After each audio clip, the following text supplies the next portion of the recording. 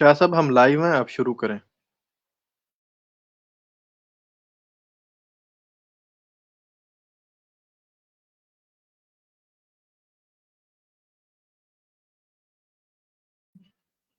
उसामा भाई आप जो है ना वो शुरू करें, शाह साहब मेरे ख्याल से मसरूफ हैं।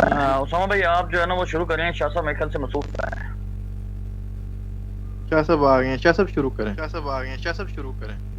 बिस्मिल्लाहिर्रहमानिर्रहीम नहमदुहु व नसल्ली अला रसूलिहिल करीम अम्मा बाद। आज हमारी लाइव स्ट्रीम का मौजू वजूद खुदा के दलाइल अक़ली और नकली और साइंटिफिक। पिछली नशिस्त भी इसी हवाले से थी, लेकिन वक्त ज़्यादा होने के बावजूद इस मौजू पे साथियों ने मशवरा किया कि हमें इस पे मज़ीद दलाइल सामने लाने चाहिए। एक वजह उसकी ये थी कि पिछली जो नशिस्ती स्ट्रीम थी वो बहुत ज़्यादा इल्मी सतह की थी, तो जाबिर भाई और उसामा भाई ने भी यही कहा और दीगर हमारे दोस्तों ने भी यही कहा कि बहुत आसान अल्फाज में हो कि जिसको एक तालीम याफ्ता शख्स भी समझ सके और एक आम सुनने वाला जो ग्रुप में मौजूद होता है, फेसबुक पे हमें सुनने वाला या बाद में हमें सुनने वाला है, तो वो भी इसको आसानी से समझ सके कि एक मुसलमान खुदा की ज़ात के बारे में कैसे दलील दे सकता है अक़ली लिहाज से और साइंसी लिहाज से, ताकि वो ख़ुद भी समझ सके और आगे भी अगर किसी को समझाने की ज़रूरत पड़े तो उसको बहुत ज़्यादा उलूम और साइंसी गहराई या फ़लसफ़े की गहराई तक जाने की ज़रूरत ना हो। तो उम्मीद है इंशाअल्लाह इस दफ़ा जो साथी तैयारी लेकर आए हैं वो हमें सुनने वालों के लेवल के मुताबिक होंगे कि एक आम शख्स भी समझ सके और एक तालीम याफ्ता शख्स भी इसको समझ सके। तो इंशाअल्लाह आगे साथी गुफ्तगू करेंगे। आज मैं जो मैंने एक प्रेजेंटेशन पेश की थी, उसमें तकरीबन 5 दलाइल फ़लसफ़े के बयान किए थे और नौमान भाई ने भी बिग बैंग के हवाले से जो तफसीलात बयान की थी उससे में भी वजूद खुदा पे उन्होंने बहुत वाज़ेह तरीके से इस्तिदलाल बताया था कि ये सारी चीज़ें हमें एक हस्ती और एक ऐसे खालिक की तरफ ले जाती है कि इसके बग़ैर चारा नहीं है कि कायनात का वजूद बग़ैर किसी खालिक के हो और ये निज़ाम ऐसे ही चल रहा हो, रैंडम या यानी ब्लाइंडली चल रहा हो, ऐसे नहीं हो सकता, मुमकिन ही नहीं है। अक़ल नहीं मानती, फ़लसफ़ा भी नहीं मानता, मंतिक़ भी नहीं मानती। और कुछ जो आज की साइंस है, अगरचे साइंस से खुदा के वजूद का सबूत भी और इस तरह उसकी नफ़ी भी इससे कोई ताल्लुक़ नहीं है साइंस का इन चीज़ों से, लेकिन ये कि अगर साइंस में हम गहराई से देखेंगे तो इसके पीछे हमें कोई बाशऊर हस्ती और बाइरादा बाइख्तियार हस्ती ज़रूर नज़र आती है। आज मैं एक दो दलाइल लाया हूँ। अब वो एक पेचीदा निज़ाम की जो प्रोग्रामिंग है उससे हम जब गौर करते हैं तो हमें ये बात पता लगती है कि इसके पीछे कोई न कोई हस्ती है जो इसको वजूद बख्श चुकी है और हर वक्त जो चीज़ें नई आने वाली है तख्लीक में, ज़ुहूर में, तो उनको ज़ुहूर देने वाली भी कोई हस्ती है। और जो चीज़ें हमें असबाब नज़र आ रहे हैं और उनके इफ़ेक्ट और उनके असरात और नताइज हमें बिल्कुल परफेक्ट नज़र आ रहे हैं,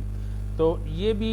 हमें एक पीछे बाशऊर और बाख्तियार और बाइरादा हस्ती का पता देती है कि इन असबाब से नताइज मुरतब करने वाली एक ज़ात हैं जो इस निज़ाम हस्ती को चला रहा है। तो एक पेचीदा निज़ाम ये बग़ैर प्रोग्रामिंग के नहीं बन सकता। जिस तरह अगर आप अपने मोबाइल को खोलें और उसके अंदर में देखेंगे तो एक अजीब सा निज़ाम होता है तारों का और सिस्टम का, और वो एक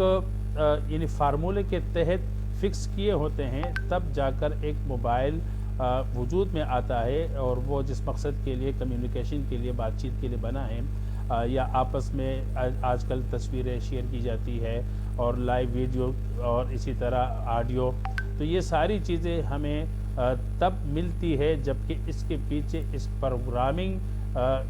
यानी उस पेचीदा तारों को और पेचीदा निज़ाम को या जो एक लहरों की सिस्टम है कायनात के अंदर और खला और फ़िज़ा के अंदर, तो उन चीज़ों को कैच कर सके और एक जगह से दूसरी जगह को जो वाइस है, जो کیا نام ہے آواز کی لہریں ہیں اور اس طرح تصویر اور عکس کی لہریں ہیں ایک جگہ سے دوسری جگہ پہنچا سکے، یہ تب ہو سکتا ہے کہ جب ان پیچیدہ تاروں کو اور پیچیدہ چیزوں کو ایک پروگرام اور ایک فارمولے کے تحت اس کو ترتیب دیا جائے۔ تو ایسے ہی ہمیں کائنات کے اندر جو کچھ نظر آ رہا ہے، تو ایک اگر آپ یعنی ویسے ہی نظر سے دیکھیں گے تو آپ کو ایک طرف ستارے نظر آ رہے ہیں، دوسری طرف جو ہے وہ سورج نظر آ رہے ہیں، اپنی زمین نظر آ رہی ہے، تیسری طرف جو ہے وہ سیارے بہت سارے نظر آ رہے ہیں، ایک طرف جا رہا ہے، دوسری طرف جا رہا ہے، ایک جو ہے وہ یعنی سفید اس میں جو ہے روشنی ہے، کسی میں جو ہے وہ بلو روشنی ہے، کسی میں جو ہے وہ ریڈ روشنی ہے، اور پتوں کے نظام کو دیکھیں اور درختوں کے نظام کو دیکھیں، پانیوں کے نظام کو دیکھیں، یہ تمام کے تمام نظام جو ہے ہمیں ایک عجیب بے ترتیب سے نظر آ رہے ہیں کہ کوئی کہاں جا رہا ہے کسی کو کوئی پتہ نہیں ہے۔ لیکن جب ہم اس میں گہرائی سے غور کرتے ہیں اور اس میں ہم ایک ذرے سے لے کر پہاڑ کو دیکھتے ہیں اور ایک قطرے سے لے کر ہم دریا کو اور سمندر کو دیکھتے ہیں اور بارشوں کے جو ہے وہ نظام کو دیکھتے ہیں، تو میرے خیال میں اگر اس سے آپ کوئی ایک چیز بھی ہٹا دے تو سارا نظام درہم برہم ہو جائے گا۔ اچھا، ان تمام چیزوں کا آپس میں جو ایک تعلق ہے اور ایک اس پیچیدہ چیزوں کو بکھری ہوئی چیزوں کی جو آپس میں ایک کنیکشن ہے اور ایک پروگرامنگ ہے، ان تمام چیزوں کے نتائج یہ ہے کہ آج ہم بڑی سہولت کے ساتھ زندہ ہے اور سانس لے رہے ہیں اور آپس میں ہم بات چیت بھی کرتے ہیں، بہت سارے مستقبل کے پلاننگ بھی سوچ رہے ہیں۔ ہمیں کھانے کو اور اسی طرح پہننے کو اور رہنے کو بہت ساری ضروریات جو ہمیں چاہیے ہوتی ہے وہ ہمیں پرفیکٹ مل رہی ہے۔ تو اسی طرح بکھری نکری اور پیچیدہ چیزوں سے ہمیں ایک یعنی ہماری خواہش کے مطابق اور ہماری ضرورت کے مطابق ہمیں جو نتائج مل رہے ہیں، تو یہ ہمیں ایک ایسے ہستی کی طرف جو ہے وہ لے جاتی ہے کہ جو اس چیز کو پیدا کر چکی ہے، اور ایک جس طرح کہ ایک اون ہوتا ہے نا، تو جس طرح عورتیں اون سے جو ہے سویٹر بنتی ہے، تو اس اون کو اگر بچوں کے ہاتھ میں آپ دے دیں گے تو وہ اس کو آپس میں اس طرح مکس کر دیں گے بچے کہ پھر اس کا سرا ڈھونڈنا اور اس کو سیدھا کرنا مشکل ہو جائے گا۔ لیکن ایک ماہر شخص یا ایک تجربہ کار عورت اس اون سے، بکھرے ہوئے اون سے ایسے سویٹر بن دیتی ہے کہ دیکھنے والے حیران ہو جاتے ہیں کہ ماشاءاللہ کتنا خوبصورت سویٹر آپ نے بن لیا ہے۔ تو اسی طرح ہمیں کائنات جو ہے یعنی گہری نظر سے اس طرح ایک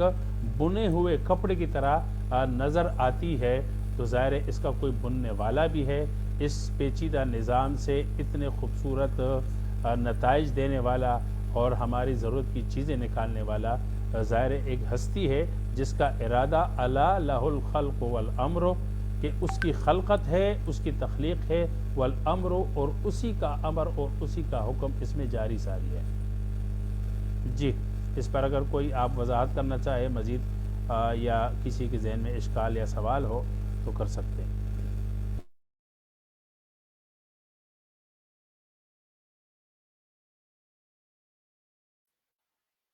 شاہ صاحب غالب گمان یہی ہے کہ ابھی کوئی سوال نہیں ہے بھائیوں کے ذہن میں بھی اور میرے میں، آپ اس کو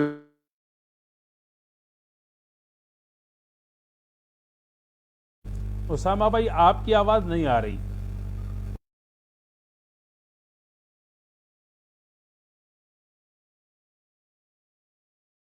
مطلب میں چاہتا ہوں کہ جو میں نے الفاظ بیان کیے، تو چونکہ ہمارے تھوڑے سے علماء کی زبان مشکل ہوتی ہے، اگر کوئی ساتھی اسی پیچیدہ نظام کی پروگرامنگ سے وجود خدا پر جو ہم نے دلیل پیش کیا اس کو مزید واضح کرنا چاہیں، چاہے آسان الفاظ میں ہو یا علم الفاظ میں ہو، تو کر سکتے ہیں۔ جی سلیم صاحب آپ یا حزب اللہ بھائی کوئی بھی۔ السلام علیکم ٹو ایوری ون۔ جی شاہ صاحب، ماشاء اللہ آپ نے بڑی اچھی بات کی۔ ویسے میرے ذہن میں ایک بڑی سادہ سی مثال آئی آپ کی باتوں کو سن کے، کہ جس طرح ہم گھر میں ایک پیٹ رکھتے ہیں، فار ایگزامپل ایک میں طوطا رکھ لیتا ہوں گھر میں، تو اب چونکہ میں اس کا جو ہے وہ یعنی مالک ہوں یا میں اس کا خیر خواہ ہوں، اور میں نے ہر طرح کا کمفرٹ جو ہے وہ اس کو دینا ہے، یعنی اس کی حفاظت کی ساری ذمہ داری جو ہے وہ میری ہے، اور اس کی خوراک کی ذمہ داری میری ہے، میں نے اس کا بندوبست کرنا ہے، میں نے اس کا خیال رکھنا ہے، اور میں نے بھرپور طریقے سے کوشش یہ کرنی ہے کہ میں اس کو زیادہ سے زیادہ آرام جو ہے وہ پہنچا سکوں، اور اس کو ہر قسم کے نقصان سے اگر میں محفوظ نہیں رکھ سکتا لیکن ایٹ لیسٹ رکھنے کی کوشش کر سکتا ہوں، اور ہر وہ ایسا کام جو وہ کرنا چاہے اس سے میں اسے روک سکتا ہوں، آل دو ان میں عقل و شعور تو اس لیول کا نہیں ہے، لیکن فار دا جسٹ ایک ایگزامپل کے طور پہ میں پیش کر رہا ہوں۔ تو اگر اسی تناظر میں ہم دیکھتے ہیں تو سب سے پہلے ہمیں یہ پھر دیکھنا پڑتا ہے کہ جناب ہم انسان اس پلانٹ پہ ہیں تو کیا یہ جو ارتھ ہے یا جو پوری یونیورس ہے اس کو بنانے والا کوئی ہے؟ سب سے پہلے تو اس پہ متفق ہونا بہت ضروری ہے کہ وہ ہے کہ نہیں۔ اگر ہم فار دا ٹائم بینگ اس پہ متفق جو ہے وہ نہیں ہوتے کہ جناب یہ جو پوری کی پوری کائنات ہے یہ بس ایک حادثے کے طور پہ جو ہے وہ وجود میں آئی، اور اس نے اپنے لاس جو ہے وہ خود ہی بنا لیے، اور پھر جو ہے وہ خود ہی ڈسپلنڈ ہوئی، اور اس نے جو ہے وہ اٹ سیلف جو ہے وہ کنٹرول کر لیا، بالکل ایسے جیسے ہم انسان ہیں، ہم غصے کی حالت میں ہمیں کون کنٹرول کرتا ہے؟ تو ہم کہتے ہیں کہ جناب ہمارا دماغ کنٹرول کرتا ہے، سیلف کنٹرولڈ ہے، اور ہمیں پتہ ہے کہ ہمارے ہر انسان کے پاس ایک دماغ ہے، اس کا لیول جو ہے وہ آئی کیو لیول زیادہ یا کم ہو سکتا ہے لیکن وہ اپنے آپ کو سیلف کنٹرول کر سکتا ہے۔ تو چلو اسی طرح کی کوئی بندہ جو ہے وہ لاجک دے لیتا ہے، تو for the sake of argument اس کو اگر ایکسیپٹ کر بھی لیا جائے تو پھر بھی ہم دیکھتے ہیں کہ اتنی یعنی انفینٹی ہمیں جو ہے وہ اتفاقات جو ہے وہ دیکھنے کا موقع ملے گا کہ ہر چیز جو ہے وہ چانس کی وجہ سے جو ہے وہ ماضر وجود میں آئی، اور چانس بھی ایسا پرفیکٹ کہ اس میں اگر رتی بھر بھی تھوڑی اونچ نیچ ہو تو یہ پوری کی پوری جو ہے وہ یونیورس جو ہے وہ ڈسٹروائے ہو جائے، یعنی جس شکل میں ہم دیکھتے ہیں اس شکل میں ہے ہی نہیں۔ تو اتنے زیادہ چانسز کی پروبیبلٹی جو ہے وہ 100% ایکوریسی کے ساتھ ہونا تقریباً آلموسٹ جو آج کا ایگزسٹنگ نالج ہے وہ ہمیں کہتا ہے کہ بالکل زیرو ہے، یا 0.0000010 پر -20 ہے، لیکن یعنی نہ ہونے کے برابر ہے۔ تو اس کے پیرلل اگر ہم دیکھتے ہیں کہ جناب ایک خالق ہے، چلے مان لیا کہ جناب ہے، اب وہ کون ہے وہ بات کی بات ہے، پہلے ہم دیکھتے ہیں کہ خالق ہمارے ہے نا، خالق آ گیا۔ اب پھر ہم دیکھتے ہیں کہ اگر میں وہی جو میں نے پہلے مثال دی کہ اس خالق نے ہمارے لیے جو ہے کیا ایک کمفرٹ زون بنایا اور ہماری بقا کے لیے اس نے کوئی انتظامات کیے، کیا اس نے جتنی بھی ہمارے ارد گرد کی چیزیں ہیں ان کو ہمارے لحاظ سے سنکرونائز کیا؟ تو یہ اس پلانٹ ارتھ کے اندر ہمیں ہر طرح سے جو ہے وہ اس طرح محسوس ہوتا ہے کہ جیسے یہاں ہماری پروٹیکشن کا پورا انتظام کر کے رکھا گیا ہے۔ اب اس میں آپ دیکھ لیں کہ سب سے پہلے اگر ہم ایٹماسفیئر کی بات کرتے ہیں تو اللہ تعالیٰ نے جو ہارمفل ریڈیشن آف دا سن ہے، یعنی جو سن کی نقصان دہ شعاعیں ہیں ان سے آپ کی آواز بچانے کٹ کی گئی ہے، یہ ایک منٹ پہلے کی گفتگو دوبارہ کیجئے سلیم صاحب، آواز کٹ گئی۔ اچھا سر، میں یہ کہہ رہا تھا کہ اگر ہم دیکھتے ہیں کہ زمین پہ رہتے ہوئے اگر ہم اپنا انالیسس کرتے ہیں تو ہمیں اس طرح محسوس ہوتا ہے کہ جیسے یہاں پہ ہمارے رہنے کا بندوبست کیا گیا ہے، یعنی ہم نے یہاں پہ آ کے چلے کچھ انوینشن بھی کی ہیں اپنی عقل کو استعمال کرتے ہوئے، لیکن اس سے پہلے ہماری پروٹیکشن کا پورا انتظام ہے۔ فار ایگزامپل اگر آپ سورج کی مثال لیتے ہیں تو وہاں سے ظاہر ہے کہ ڈفرنٹ طرح کی ریڈیشنز آ رہی ہیں، انفراریڈ جس سے پوری یہ جو ہے وہ زندگی اس زمین پہ پاسبل ہے، لیکن اس کے علاوہ آپ دیکھتے ہیں گیما ریز ہیں، ایکس ریز ہیں، الٹرا وائلٹ ہیں، جو کہ انسانی بقا کے لیے، انسانی نسل کے لیے نقصان دہ ہیں۔ تو ان کی پروٹیکشن کے لیے زمین کے ارد گرد جو ہے وہ اوزون لیئر موجود ہے، تو وہ صرف جو ہارمفل ریڈیشن ہے ان کو روکتی ہے، اور جو انفرارڈ ریڈیشن یا ویزیبل کلرز ہیں جو ہماری بقا کے لیے ضروری ہیں وہ ہم تک پہنچتے ہیں۔ تو اب اوزون لیئر کو بنانے میں تو کسی انسان کا کوئی کمال نہیں ہے، یا کوئی اگر ہم یہ سمجھ لیں کہ جناب یہ بھی اتفاق سے بن گئی، تو یہ اتفاق بھی دیکھیں کتنا عجیب و غریب اور کتنا پیارا ہوگا کہ کسی کو پتا تھا کہ جناب، یا زمین کو، اب میں تو یہ تو نہیں کہتا کہ زمین کو پتا تھا، بہرحال اس چانس کو یہ پتا تھا کہ زمین کو میں نے پروٹیکٹ کرنا ہے، اس کے اندر اس طرح کی جو ہے وہ چیزیں آئیں گی، تو ان کی بقا کے لیے ایک اوزون لیئر کا ہونا بہت ضروری ہے۔ اور اس کے علاوہ پھر جو ہے وہ ایک واٹر سائیکل کا سسٹم جو ہے وہ یہاں پہ ڈیولپ کر دیا گیا، اور اس کے بعد جو ہے وہ پھر پودے بھی پیدا کر دیے گئے، انہوں نے فوٹوسنتھیسس شروع کر کے آکسیجن جو ہے وہ پیدا کی، آل دو مائکرو بیکٹیریا سے کہتے ہیں، کلوروپلاسٹ اور وہ سارا کچھ۔ تو اب دیکھیں کہ اس کائنات کے اندر پلانٹ ارتھ جس کی کوئی حیثیت نہیں ہے، یعنی آپ یہ سمجھ لیں ایک سمندر ہے، سمندر کے اندر سے ایک قطرہ لیں، اس قطرے کا 1 اربواں حصہ لیں تو وہ ہم ہیں، ہماری زمین بنتی ہے۔ یعنی اگر ہماری زمین اس کائنات میں ہو یا نہ ہو تو اس کائنات کو کوئی فرق نہیں پڑتا، لیکن چونکہ ہم اس کائنات میں رہتے ہیں، اپنے ارد گرد دیکھتے ہیں، تو ہمیں تو اسی طرح محسوس ہوتا ہے کہ ہمیں یہاں پہ لا کے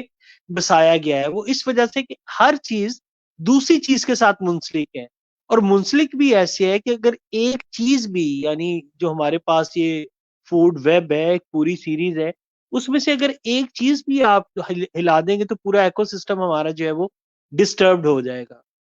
تو یہاں پہ اگر ہم دیکھتے ہیں اپنے ارد گرد، تو ہمارے کھانے پینے کا، سونے جاگنے کا ایک مکمل نظام، ایک ٹائم ٹیبل دے دیا گیا، اور وہ ٹائم ٹیبل ہمارے جسم پہ بھی جو ہے وہ بحیثیت انسان بھی اپلائی ہو رہا ہے، اور ہم اس کو فالو بھی کر رہے ہیں۔ اور پھر مزے کی بات یہ کہ ساری چیزیں وہ پیدا کی گئی جن کی ہم کو ضرورت ہے، آل دو ہارمفل بھی ہیں، اس میں کوئی شک نہیں ہے، لیکن ہمیں اس ماحول کے ساتھ سنکرونائز کیا گیا۔ یعنی اگر کوئی کہتا ہے کہ ہم خود بخود جو ہے وہ سنکرونائز، یعنی ایک مطابقت، اردو میں میرا خیال وہ کیا کہیں گے اسامہ بھائی، مطابقت کیا ہے ورڈ؟ مطابقت، ہاں مطابقت، وہ پیدا کر دی گئی، اور ہر چیز دوسری چیز کے ساتھ منسلک ہے۔ تو اگر یہ لے مین بھی جو ہے وہ اس طریقے سے سوچتا ہے تو اسے بھی یہ میرا خیال ایٹ لیسٹ سوچ لینا چاہیے کہ یار ہمیں یہاں پر، یا جس ماحول میں جس طریقے سے ہم رہ رہے ہیں، تو یہاں پہ ہمیں بسایا گیا ہے، اور پھر رہنے کے تمام لوازمات جو ہے وہ مہیا کیے گئے ہیں، اور پھر زندگی گزارنے کے لیے ایک لائحہ جو ہے وہ دے دیا گیا۔ وہ پیغمبروں کی شکل میں بھی چلے، اسپیشل بندے بھی آئے، کتابیں بھی آئیں، پھر اس خدا کی طرف سے بھی کوئی نہ کوئی نظام بھی آیا، مینول آیا۔ جس طرح بہت فیمس اگزامپل ہے کہ گاڑی کو چلانا ہے، اس کو مینٹیننس رکھنی ہے، اس کے لیے ایک مینول دے دیا جاتا ہے، تو انسان کے پاس بھی مینول ہے۔ اب جن کے پاس مینول نہیں ہے، یعنی وہ بلیو نہیں کرتے، تو ایٹ لیسٹ ان کے پاس بھی جو ہے وہ کریٹر کا دیا ہوا، چلیں جو بھی وہ کہتے ہیں، حادثے کے نتیجے میں ایک ایسا دماغ ڈیولپ ہو گیا جس سے ان کو ایٹ لیسٹ یہ پتا چل سکتا ہے کہ ہم اپنے آپ کو کس طرح جو ہے وہ ان چیزوں سے محفوظ رکھ سکتے ہیں، مثلا سردی ہے، گرمی ہے، یا دوسری ایسی خطرناک چیزیں جو ان کو نقصان دے سکتی ہیں، وہ اس برین کو استعمال کرتے ہوئے جو ہے وہ ان سے بچ سکتے ہیں۔ تو مجھے تو یہ سارے کا سارا نظام جو ہے ایک منظم، آرگنائزڈ اور فائن ٹیون لگتا ہے، کہ اس میں ایک چیز دوسری چیز سے منسلک، اور ایک بڑا زبردست نظام۔ تو اس کے پیچھے کوئی نہ کوئی ذہانت جو ہے وہ کار فرما ضرور ہونی چاہیے۔ یہ اتفاق ایک ہو گیا، 2 ہو گیا، 3 ہو گیا، لیکن انفینٹی اتفاق میرا نہیں خیال کے ہو سکتے ہیں۔ تو اگر تھوڑا سی بھی کوئی بندہ کامن سینس رکھے گا تو وہ ضرور سوچے گا کہ ہاں ہم یہاں پہ لائے گئے، بسائے گئے، اور ہمارے رہنے سہنے کا انتظام جو ہے وہ یہاں پہ کیا گیا۔ جی کوئی اور بھائی اس سلسلے میں کوئی اضافہ کرنا چاہے، کوئی کویسچن ہے، پلیز ویلکم۔ جی سلیم صاحب، شاید اور ساتھیوں کو بھی اس پہ سوال ہوگا، لیکن میں ایک عام طور پر جو یہ لوگ سوال کر لیتے ہیں کہ جس طرح ہماری آپ کی گفتگو سے یہ بات واضح ہو گئی، اور آپ نے ایک طوطے کی مثال دے دی کہ اگر میں اس کو گھر میں پالتا ہوں تو اس کے پالنے کا پورا انتظام بھی کرتا ہوں، تو اس سے پتہ چلا کہ اللہ تعالیٰ نے ہمیں اس زمین پہ اگر وجود دیا تو ہماری ضروریات کی، خوراک کی، پوشاک کی، ہر چیز کی کا انتظام بھی فرمایا، اور ہمیں کس چیز کی کمی نہیں لگتی۔ اس پہ عموماً یہ لوگ یہ سوال کرتے ہیں کہ پھیلتی ہوئی یہ کائنات تقریباً 93 ایئر، وہ بھی لائٹ، مطلب یہ ہے کہ نوری سال میں یہ پھیل چکی ہے، اور بہت دور مختلف گلیکسیز میں وہاں پہ مختلف ستارے ہیں، اربوں خربوں ستارے ہیں، اور کچھ ایسی بھی جگہ ہیں جہاں پر ستارے ٹوٹتے اور بنتے ہیں۔ تو وہاں کا ہمیں کیا فائدہ؟ یعنی ایک دور گلیکسیز میں اگر کچھ ہو رہا ہے، یا کچھ ستارے ہیں وہاں پر، کچھ سیارے ہیں، کچھ پتھر ہیں، کچھ مطلب وہاں پر ریت کے ذرات ہیں، تو اس سے مجھے کیا فائدہ، اور زمین پر بسنے والوں کو کیا فائدہ؟ تو اس پر عموماً یہ لوگ سوال کرتے ہیں کہ اتنی پھیلی ہوئی کائنات اور زمین جو ایک ذرے کی حیثیت بھی نہیں رکھتی، تو اس پر رہنے والے انسان کو ان دور کہکشاؤں کا کیا فائدہ اور وہ کیوں ہو رہا ہے ایسے؟ اچھا شاہ صاحب، اس میں یہ دیکھتا ہوں کہ جس کو ہم توڑ پھوڑ کہتے ہیں نا، کہ جناب یہ نقصان ہو گیا، تصادم ہو گیا، یا توڑ پھوڑ ہو رہی ہے، یا چیزیں غیر منظم ہو رہی ہیں، تو میرا خیال ہے کہ وہ ایک نئی لائف کی ابتدا ہوتی ہے۔ اب دیکھیں جو مشہور و معروف بگ بینگ تھیوری دی جاتی ہے، اس میں سنگولیرٹی جب ٹوٹی تو وہ بھی ایک نظام دھرم بھرم ہوا نا، لیکن اس سے یہ پوری کی پوری کائنات بنی۔ تو اب اس سنگولیرٹی کا ایک حصہ جو ہمارے پاس آیا، وہ نیبولا یا جو ایک ڈسٹ اور پارٹیکلز کا ایک کلاؤڈ تھا، وہ بھی بڑا بے ڈھنگا سا تھا اور وہ غیر منظم لگتا تھا۔ پھر وہ اس کے اندر وہ کانٹریکٹ ہوتا ہے، یعنی وہ ٹھنڈا ہوتا ہے، اس کا ٹیمپریچر ٹھنڈ کی وجہ سے جب وہ کانٹریکٹ ہوتا ہے، سکڑتا ہے، تو کیا ہوتا ہے، آپس میں وہ ٹکراتے ہیں، ٹیمپریچر زیادہ ہوتا ہے، تو پھر وہ ایک جو ہے وہ ایک گولا بن جاتا ہے، ایک اس کی خاص ترتیب بن جاتی ہے۔ تو اصل میں جس چیز کو ہم ٹوٹ پھوٹ کہہ رہے ہیں، وہ ایک نئی زندگی کا، ایک نئے عمل کا آغاز ہوتا ہے۔ اب جب ایک سسٹم بنایا جاتا ہے، تو اب میں دیکھیں کہ اپنے گھر میں رہ رہا ہوں نا، اب میرے گھر میں نے دیکھنا ہے کہ میرے پاس کون کون سی فیسلٹیز ہیں اور میں کون کون سی چیزیں اویل کر سکتا ہوں، میں اپنے آپ کو کس طرح پروٹیکٹ کر سکتا ہوں۔ اب کوئی اگر بندہ مجھے یہ کہے کہ یار کراچی کا لاہور کو کیا فائدہ، یا لاہور کا کراچی کو کیا فائدہ، یا ایک ملک کو دوسرے ملک کا کیا فائدہ، تو ہم اس کو انڈیویجول نہیں لے سکتے، ہم اس کو ایک سسٹم لیں گے۔ اب اگر ہم دیکھتے ہیں کہ ہمارا جو یہ پورا جسم ہے، اس میں ہر چیز دوسری چیز کے ساتھ جو ہے وہ منسلک ہے۔ تو اگر کوئی یہ کویشچن کر دے کہ جناب یہ جو نیلز ہیں ان کا کیا فائدہ ہے ہمیں، تو ہم انڈیویجول جو ہے وہ ڈسکس نہیں کر سکتے، اس کو ایز اے ہول لیں گے کہ پورا سسٹم ہے۔ اس پورے سسٹم کے اندر جو ہے نا وہ فورسز کار فرما ہے، اور ہر ایک پارٹ کا اپنا ایک مقام ہے، اپنا ایک حصہ ہے۔ اگر ہم کہتے ہیں کہ دور دراز کی گلیکسیز ہیں، تو گریویٹیشنل فورس تو ہے نا، اب اس کا اثر کوئی نہ کوئی زمین کے ساتھ، یا ہمارا جو سولر سسٹم ہے، یہ ملکی وے ہے، ملکی وے میں ہے، تو ملکی وے کی اٹریکشن جو ہے وہ کسی دوسری گلیکسیز کے ساتھ ہے، تو فورسز کے درمیان توازن تو ہے۔ اگر آپ سوچ لیں کہ صرف ملکی وے گلیکسی ہوتی، کوئی اور گلیکسی نہ ہوتی، تو ان کے درمیان جو فورس آف اٹریکشن اس کی کسی اور آبجیکٹ کے ساتھ کیسے ہوتی؟ تو اس پورے کے پورے نظام کو ہمیں ایک سسٹم کے طور پہ کنسیڈر کرنا پڑے گا، جس میں ایک سسٹم جو ہے وہ دوسرے سسٹم کے ساتھ اٹیچ ہے۔ ابھی ہمارا جو ہے وہ نالج اس لیول تک نہیں پہنچا کہ ہم یہ جان سکیں کہ دوسری گلیکسیز کا ہماری گلیکسیز پہ، اور ہماری گلیکسیز کا جو ہے وہ ہماری گلیکسی کا ہمارے پلانٹ سولر سسٹم پہ، اور ہمارے سولر سسٹم کا ہماری ارتھ کے اوپر جو ہے وہ کیا ایفیکٹ ہے۔ اگر وہ نہ ہو تو اس کا پھر کیا یعنی نقصان ہمیں ہوگا۔ تو اس تک ہمیں پہنچے نہیں ہے۔ تو میرا خیال ہے کہ اس کو اگر ایک ہم سسٹم کے طور پر لیں، اور اس میں ہم یہ سمجھے کہ ہر ایک سسٹم کا جو ہے وہ اپنا ایک کردار ہے، اپنا ایک پارٹ ہے جس کو وہ رول پلے کر رہا ہے، تو نئی نئی گلیکسیز بن بھی رہی ہیں، تو فورس آف اٹریکشن اور گریویٹیشنل فورس بھی پروڈیوس ہو رہی ہے۔ اب دیکھیں کہ اگر ایک چیز بے ترتیب ہے، اور وہی جب وہ بنتی ہے اپنا ایک سٹار کے اندر کنورٹ ہوتی ہے، تو اس کی پراپرٹیز کوئی اور ہو جاتی ہے۔ اسی طرح مثلا آپ یہ دیکھ لیں کہ سپرم ہے اور اووم ہے، ان کی پراپرٹیز اور ہیں، وہ دونوں ملتے ہیں، زائگوٹ بنتا ہے، اس کی پراپرٹی اور ہے، وہ پھر 9 منتھ پورے ہوتے ہیں، بچہ باہر آتا ہے، پھر وہ جوان ہوتا ہے، پیدا ہوتا ہے، پھر اس کی پراپرٹیز اور ہے۔ اگر کوئی مجھے یہ کہہ دے کہ جناب ایک نیو بورن بیبی ہے 6 مہینے کا، اس کا کیا فائدہ ہے، تو اس کو جوان ہو لینے دیں، پھر اس کی ہم پراپرٹیز دیکھیں گے، پھر اس کا ہم رول دیکھیں گے کہ اس پوری کائنات کے اندر اس کا رول کیا ہے، اور وہ کس طرح اس کائنات کو یا تو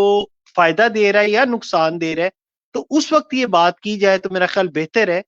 تو ابھی میرا خیال ہے کہ ہم اس لیول پہ ہیں کہ 2 ماہ کا بچہ ہمارے سامنے پڑا ہے، اور ہم کہتے ہیں کہ اس بچے کا اس دنیا کو کیا فائدہ ہے۔ شکریہ۔ اچھا سلیم صاحب، اس حوالے سے کوئی ریسرچ یا کسی قسم کے کوئی پیپر وغیرہ آپ کی نظر سے گزرے ہیں کہ جو زمین کی جو کائنات کی توسیع ہو رہی ہے، اس حوالے سے سائنس کیا کہتی ہے؟ مجھے مختصراً جواب اچھا دینا، یس نو میں۔ جی وہ لاسٹ ٹائم میرا خیال وہ انہوں نے نعمان بھائی نے اس کا جواب دیا تھا ڈارک انرجی اور ڈارک میٹر کے حوالے سے. اصل میں یہ کہا گیا تھا کہ یہ جو یونیورس ہے یہ پہلے کہتے تھے کہ فلڈ ود ہائیڈروجن یہ ہے ہر جگہ پہ. اس سے پہلے ایک کانسیپٹ آیا تھا ایتھر. ہائیڈروجن تو ہے building block of the universe, یعنی پوری کی پوری کائنات گیس سے بنی ہے اور وہ ہے ہائیڈروجن. اچھا پھر وہ آگے پروٹون وہ سب اٹامک لیول پہ چلے جائیں گے، لیکن میں ویسے ایک موٹی بات کر رہا ہوں. تو یہ کہا گیا کہ اسپیس فلڈ بائی ایتھر. تو اب later on مائیکلسن Morley do scientist تھے، انہوں نے ایتھر کا کانسیپٹ جو ہے وہ ختم کر دیا کہ ایتھر کوئی چیز نہیں ہے. تو ویکیوم، اب ویکیوم کو ہم یہ سمجھتے ہیں جہاں پہ کچھ نہ ہو، بعد میں پتا چلا کہ وہاں پہ کوانٹم فیلڈ ہوتے ہیں، پھر فلکچویشن، وہ ساری چیزیں. اب یہ کہا گیا کہ پھر جب یہ جس سپیڈ کے ساتھ جو ہے یہ کائنات جو ہے وہ ایک دوسرے سے دور جا رہی ہے، تو اس کا جو میس اور سپیڈ کے درمیان ریلیشن ہے وہ کچھ بن نہیں رہا. تو پھر یہ پتا، یہ ایک hypothesis with the help of mathematics develop کیا گیا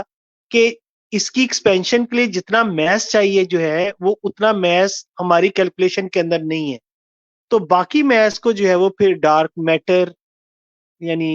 میس کو آپ کو سمجھتے ہی ہیں، مادہ. جی سلیم تو بھائی، وہ تھوڑا لمبا ہو جائے گا. مطلب میں جی یہ آپ سے تائید چاہتا ہوں کہ جو مطلب اپنا توسیع ہو رہی ہے کائنات کے اندر، اس میں کسی قسم کا شک و شبہ نہیں ہے. نہیں سر، کوئی شک و شبہ نہیں ہے، اور یہ تو ایکسپیریمنٹلی کنفرمڈ ہے. اگر یہ توسیع رک جاتی ہے تو اس کا کائنات کے اوپر یا ہماری جو کہکشاں ہے اس کے اوپر کیا اثر ہوگا؟ دیکھیں نہیں، ایز سچ اس کا جو ہے میں نے پہلے عرض کیا ہے کہ ہمارا نالج جو ہے ابھی تک اس لیول پہ نہیں پہنچا کہ ہم اس کا ریورس کر کے دیکھ سکیں کہ مثلا اگر یہ کہکشاں چل رہی ہے تو اگر یہ رک جاتی ہے تو پھر اس کا کیا ایفیکٹ ہوگا ہمارے سولر سسٹم پہ یا ہماری گلیکسیز پر. اس بارے میں اگر کچھ پیپر شائع ہوئے ہیں تو میری نظر سے نہیں گزرے. تو اس سلسلے میں میرا علم جو ہے وہ اتنا زیادہ ابھی اس کے ابھی تک نہیں ہے، یعنی کہ ہم یہ دیکھ سکیں کہ اگر یہ ایکسپینشن رکتی ہے تو پھر کیا ہوگا. نعمان بھائی، آپ کے پاس کوئی ہے اس حوالے سے مطلب پوائنٹس کہ اگر جو ایکسپینشن آف یونیورس ہے جو سٹاپ ہوتی ہے تو ہمارے جو یونیورسل سسٹم ہے یا ہماری جو گلیکسی ہے، جب یہ جو مطلب ایکسپینشن رک گئی تو اس کی حرکات کے اوپر، اس کے موومنٹ کے اوپر یا کسی بھی اور حوالے سے کوئی امپیکٹ پڑے؟ جی السلام علیکم ورحمۃ اللہ. جی اس پہ ایک کنسرٹ پڑھا تھا میں نے، اس کو بگ کرنچ بولتے ہیں. یعنی کہ جیسے بگ بینگ ہو گیا تھا ویسے ہی بگ کرنچ. بینگ کا مطلب یعنی کہ وہ ایکسپینشن سٹارٹ ہو گئی تھی اور ابھی تک ایکسپینڈ ہو رہا ہے. تو کہا جاتا ہے کہ ایک وقت ایسا آئے گا کہ جب یہ ایکسپینشن ریورس ہو جائے گی، یعنی کہ سپیڈ دھیرے دھیرے کم ہو جائے گی اور یہ ریورس ہو جائے گی. اور جیسے بگ بینگ ہونے سے پہلے ایک سنگولیرٹی جیسا تھا یا جو پہلے جیسا تھا یہ، تو ایک قسم کا ہمارے زبان میں اس کو بولیں گے کہ یہ کائنات جو ہے ختم ہو جائے گی، یا پھر یوں کہیں کہ اس کو جو ہے ڈومز ڈے جس کو ہم بولیں گے وہ ہو جائے گا. تو اسی کو اصطلاح سے کہا جاتا ہے کہ بگ کرنچ. اور بھی کچھ اصطلاحات ہے جو اس سلسلے میں اس سے کہے جاتے ہیں، البتہ ان میں سے ایک ہے بگ کرنچ. تو یہی ہوگا کہ یونیورس ایکسپینشن ریورس ہو جائے گی اور کائنات جو ہے تباہ ہو جائے گی.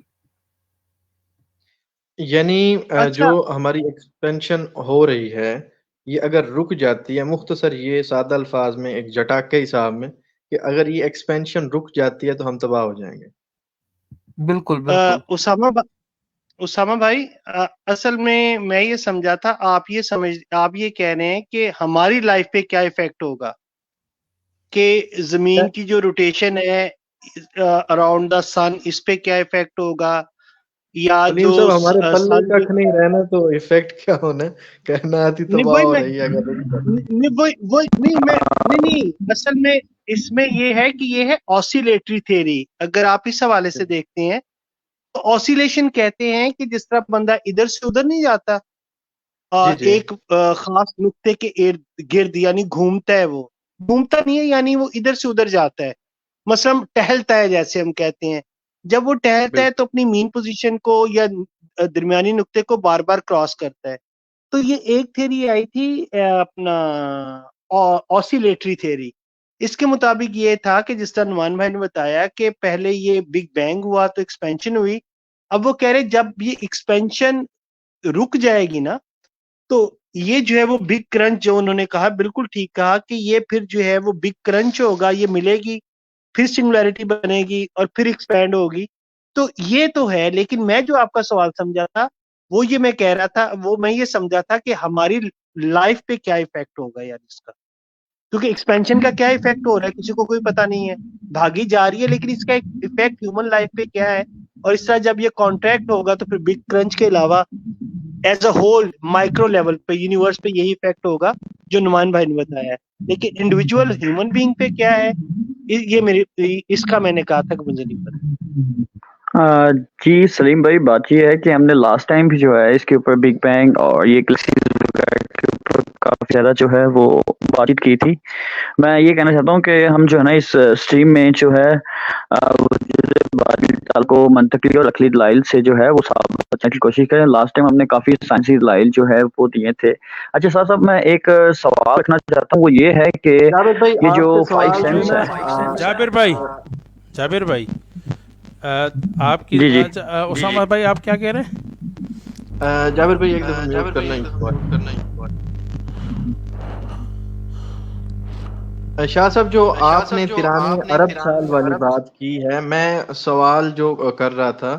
مطلب جو ایکسپینشن ہو رہی ہے اور لوگ کہتے ہیں جی اس کا ہمیں کیا فائدہ کہ مطلب یہ پھیلی جا رہی ہے اس کا جاننا, تو اس کی ایک یہ ریزن ہے کہ اگر وہ رک جاتی ہے تو ہمارا بیڑا غرق ہو جائے گا, ہم تباہ ہو جائیں گے. جی میں نے بھی جو سوال کیا تھا وہ یہی کیا تھا کہ یعنی جب ہم اس طرح کائنات کی پیچیدگی اور فائن ٹیوننگ سے جب استدلال کرتے ہیں تو یہ لوگ یہی کہتے ہیں کہ دور کا اس میں ایک نیبولا ہے, وہاں پر ستارے ٹوٹ رہے ہیں, بن رہے ہیں, اور دور دور کے جو ہے وہ لاکھوں کروڑوں اور اربوں جو ہے کیا نام ہے بہت سارے گلیکسیز ہیں, اس میں بہت سارے سورج ستارے ہیں, سیارے ہیں. تو اس کا کیا مطلب, کیسے ہم کہیں کہ ایک چھوٹے سے ذرے پر چند انسانوں کو, چند ارب انسانوں کے لیے اللہ تعالیٰ نے یہ چیز بنا دی, تو دور دور کا پھر کیا تعلق. مطلب ایک عام آدمی یہی کہتا ہے اور ملحد یہی باور کرواتے ہیں. سر آپ کا کیا سوال ہے ذرا. اچھا میری آواز اس کا میں ایک سوال اس جواب پہ اس کے سوال کے جواب میں نے کچھ سوچا بالکل عوامی انداز میں نا. وہ ایک شخص تھا تو اس کو شوق ہوا کہ میں اپنے جسم پہ جو ہے وہ ٹیٹو بنوانا چاہتا ہوں, شیر کا, شیر کی تصویر بنانا چاہتا ہوں. تو وہ گوندنے والے سے کے پاس گیا تو اس نے سوئی لگائی, اس نے کہا میری کمر پہ شیر بنا دو. تو اس نے شیر بنانا شروع کر دیا. جب اس نے سوئی لگائی تو اس کو لگ گئی, درد ہوا. اس نے کہا بھائی کیا ہو رہا ہے؟ کہہ رہے میں اس کا جو ہے نا دم بنا رہا ہوں. کہہ رہے یار دم چھوڑ دو, اس میں بہت درد ہے نا, باقی بنا دو. اچھا اس نے پھر جب سوئی لگائی کیا بنا رہے ہو؟ کہہ رہے میں سر بنا رہا ہوں. کہہ رہے سر چھوڑ دو, درد بہت ہو رہا ہے, باقی بنا دو. اس طرح کرتے کرتے جب بھی کوئی وہ پارٹ بناتا تو کہتے ہیں درد ہو رہا ہے, اس کو چھوڑ دو اور باقی شیر بنا دو. تو آخر میں شیر نہیں بنا, لیکن یہ کہ اس نے چھلتا کر دیا کہ بھائی جاؤ, تمہارے بس کی بات نہیں ہے کہ تم ٹیٹو جو ہے نا وہ بنوا لو. تو میں یہ سمجھتا ہوں کہ دیکھیں ایک ذرہ ہے جو ہمارے لیے ذرہ ہے, ایک پہاڑ کے سامنے چھوٹا سا پتھر ہے تو پہاڑ کے مقابلے میں وہ ذرہ ہے, اور اس پتھر کے مقابلے میں ریت کا ایک جو چھوٹا سا حصہ ہے تو وہ ذرہ ہے. پھر اس ریت کے ایک ذرے کے مقابلے میں جو ایٹم ہے وہ پھر ذرہ ہے. اسی طرح ہماری یہ جو زمین ہے تو سورج کے مقابلے میں ذرہ ہے. پھر ہماری یہ جو ہمارا جو گلیکسی ہے یہ پوری کائنات کے مقابلے میں گوئے کہ ایک ذرہ ہے. مطلب یہ کہ ایک چیز اپنے آپ میں ایک پہاڑ بھی ہو سکتا ہے اور اپنے آپ میں ذرہ بھی ہو سکتا ہے.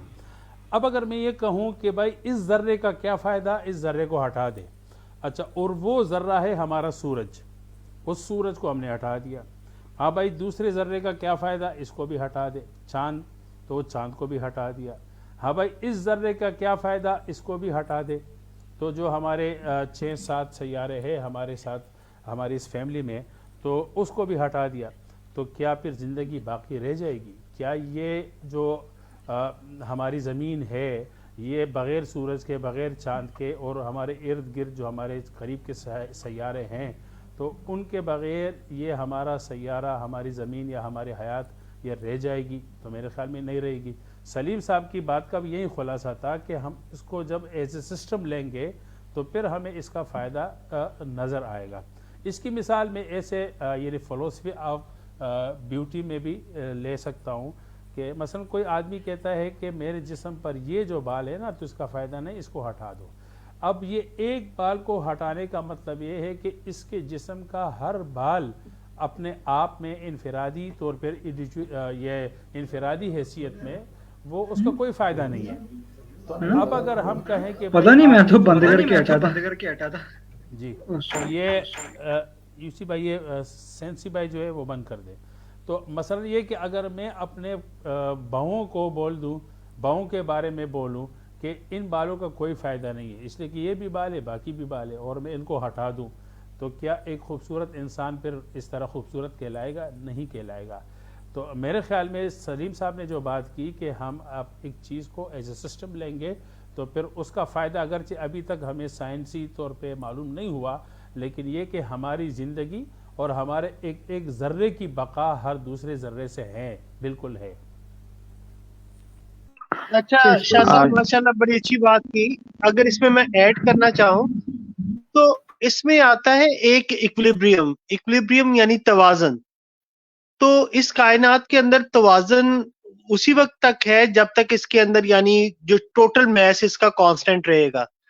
اگر آپ دیکھیں کہ اس میں سے اگر آپ میس جو ہے وہ یہی اسی وجہ سے کہا جاتا ہے نا کہ سائنس تو میں یہ بتاتی ہے کہ کائنات کے اندر جتنا بھی مادہ ہے نہ تو اس کو فنا کیا جا سکتا ہے نہ پیدا کیا جا سکتا ہے، بالکل اسی طرح جس طرح روشنی کو نہ توانائی کو میرا مطلب ہے نہ پیدا کیا جا سکتا ہے نہ تباہ کیا جا سکتا ہے۔ تو اس کا یونیورس کے اندر جو ٹوٹل توانائی ہے وہ اس سے پوری کی پوری جو ہے وہ یونیورس بینیفٹ لے رہی ہے۔ تو اگر میں نے وہی عرض کیا کہ اگر ہم اس سسٹم میں سے کوئی چیز نکالیں گے تو وہ پورے کا پورا سسٹم جو ہے وہ افیکٹ ہوگا۔ مثلا ایک گاڑی چلتی ہوئی جا رہی ہے تو ٹائر کے اندر ایک نٹ بولٹ لگا ہوا ہے، تو آپ کہتے ہیں کہ جناب اس نٹ بولٹ کا کیا فائدہ ہے، اس کو میں نکال دیتا ہوں۔ جس طرح آپ نے ابھی جسم کی مثال دی، بڑی خوبصورت مثال دی، تو اس طرح یہ پورا سسٹم ہے اور اس کو ہمیں ایز اے سسٹم لینا پڑے گا، اور اس سسٹم کے کسی بھی پارٹ کو آپ ڈسٹرب کریں گے تو اوور آل افیکٹ اس کا اس سسٹم پہ لازمی آئے گا۔ اچھا اس میں ایک چیز یہ میں ایڈ کرنا چاہوں گا کہ جب بھی اچھا میری آواز آ رہی ہے، پہلے یہ بتائیے گا کلیئرلی اجازت دے جب بھی اچھا میری آواز آ رہی ہے، پہلے یہ بتائیے گا کلیئرلی آپ کی آواز آ رہی ہے، آپ میوٹ کر دیں۔ تو میں یہ کہنا چاہتا ہوں کہ مذہبی پرسپشن میں اگر ہم لے لیں اس کو کہ دیکھیں انسان ابھی تک ہمارے سامنے جو ہے تو اس کی عقل و پہلے یعنی جب کائنات پہ غور کر رہا تھا تو ظاہر ہے اس کے غور کے جو طریقہ کار تھا وہ آنکھوں سے کر رہا تھا، اور اس کے پاس ایسے کوئی آلات نہیں تھے کہ وہ دور دور کہکشاؤں کو دیکھے۔ تو قرآن کریم نے اس کے آنکھوں سے نظر آنے والی جو کائنات ہے تو اس کی طرف متوجہ کیا کہ دیکھے کیسے ایک قادر مطلق ذات ہے جو اتنی بڑے آسمان کو بنایا، اس میں چراغوں کی طرح جو ہے وہ ستارے بنائے، سورج بنایا، چاند بنایا۔ تو اس لحاظ سے انسانی شعور کی جو ارتقاء تھی، جو مطلب ایک انتہا تھی، تو اس لحاظ سے انسان اللہ تعالیٰ کی قدرت سے حیران ہوا، تو اللہ تعالیٰ کی قدرت مطلقہ اس نے مان لی۔ اچھا اس کے بعد جو ہے انسانی شعور آج پہنچی ہے کہ اس کے پاس ایسے بڑے بڑے دوربین ہیں کہ وہ خلا میں چھوڑ کر دور کی کہکشاؤں کا تقریباً 13 ارب لائٹ ایئر تک وہ جو ہے وہ پہنچ چکا ہے۔ یہ جو ابھی وہ ہے نا جیم ویب، وہ ویب جیم ہے نا، جیمز ویب ہے، تو اس نے تقریباً 13 ارب سال تک جو ہے نا اس نے یعنی چیزوں کو دیکھا اور ابزرو کیا، تصویریں لے لی۔ تو میرے خیال میں اب اللہ تعالیٰ کی یہ قدرت یہاں پہ ہمیں حیران کر رہی ہے کہ انسانی شعور اور انسانی ترقی کا اور انسانی ہاتھ اور آنکھوں کے پہنچنے کا یہاں تک پہنچ ہوا۔ اب اگر یہاں ختم ہوتا تو اس کا مطلب یہ کہ انسانی شعور میں ارتقاء نہیں ہے، انسانی عقل اور انسانی ترقی جو ہے وہ ایک ہے تو لمٹ، لیکن یہ کہ اس میں ارتقاء نہیں ہے۔ اب اگر انسان یہاں تک پہنچتا لیکن صرف ہمارا گلیکسی ہوتا تو پھر کہتا کہ یار اللہ تعالیٰ نے صرف اتنا ہی چھوٹی کائنات بنا دی، نہیں۔ اب انسانی عقل و شعور اپنی ترقی یافتہ اور سائنسی ترقی کے باوجود قدرت کاملہ یعنی قادر مطلق کو کیسے پہچانے؟ وہ ایسے پہچانے گا کہ اس کے اسباب اور آلات سے بالکل ماورا ہو۔ ممکن ہے یعنی ٹیکنالوجی اتنی ترقی کرے کہ جو 93 ارب سال جو پھیلی ہوئی کائنات ہے وہاں تک بھی پہنچ جائے، تو پھر کیا ہوگا کہ کائنات وہاں سے پھیل چکی ہوگی، اور پھر وہاں پر بھی پہنچ کر انسان جو ہے وہ حیران ہوگا، پریشان ہوگا، اور یہی کہے گا کہ یار یہ تو کسی قادر مطلق کی صنائی ہے، قادر مطلق نے بنایا ہے، کسی عام قوت نے نہیں بنایا کہ جہاں تک میری بھی پہنچ ہو گئی۔ اگر ہماری پہنچ وہاں تک ہو جائے کہ جہاں قادر مطلق کی قدرت بھی ختم ہو جائے تو میرے خیال میں پھر وہ قادر مطلق نہیں ہے، وہ ایک لیمیٹڈ قدرت ہے۔ شاہ صاحب میں ایک سوال کرنا چاہتا ہوں، میری آواز آ رہی ہے؟ جی آ رہی ہے، بہت خراب۔ ابھی آ رہی ہے صحیح؟ تھوڑا یہ بتا دیں مجھے۔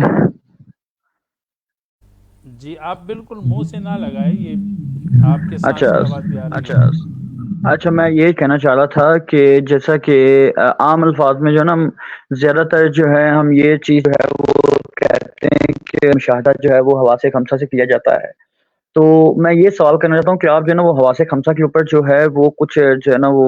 رہنمائی فرمائیں۔ اور میں ایک اور چیز جو ہے وہ اس کے ساتھ ایڈ کرنا چاہتا ہوں، وہ یہ ہے کہ ہم اگر خدا کو آنکھوں سے نہیں دیکھ سکتے ہیں یا کانوں سے نہیں سن سکتے ہیں یا پھر ہاتھ سے نہیں چھو سکتے ہیں، تو کیا یہ ممکن ہے کہ خدا کے وجود کا جو ہے وہ انکار کر دیا جائے؟ اس کی تھوڑی جو ہے نا رہنمائی فرما دیں۔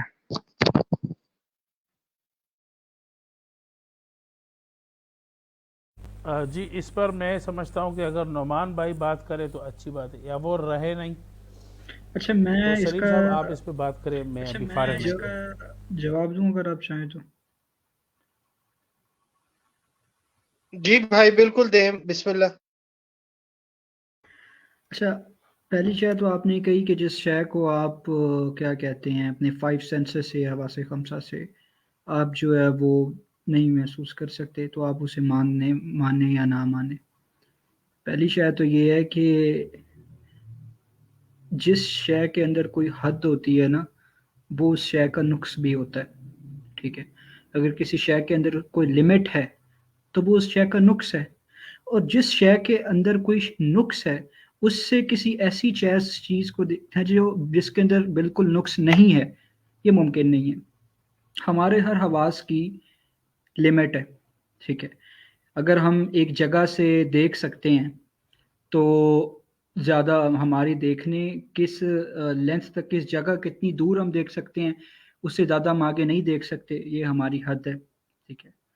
باقی ہمارا جسم اس طرح کا ہے کہ کبھی اگر کیا کہتے ہیں کسی بیماری کی وجہ سے ہمارے زبان کا ٹیسٹ بدل جائے یا ہمارا ناک بند ہو جائے یا ہماری سننے کی جو ہے وہ بہت کم ہو جائے تو یہ نقص ہے، ٹھیک ہے۔ تو یہ دنیاوی چیزیں ہیں کہ جو دنیا کے اندر ہمیں اپنے عام اس اسپیس کے اندر ہم محسوس کرتے ہیں،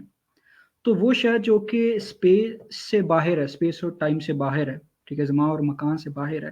اس تک ہم کیسے پہنچ سکتے ہیں؟ نہیں پہنچ سکتے ہم، کیونکہ اس کی ایک حد ہے،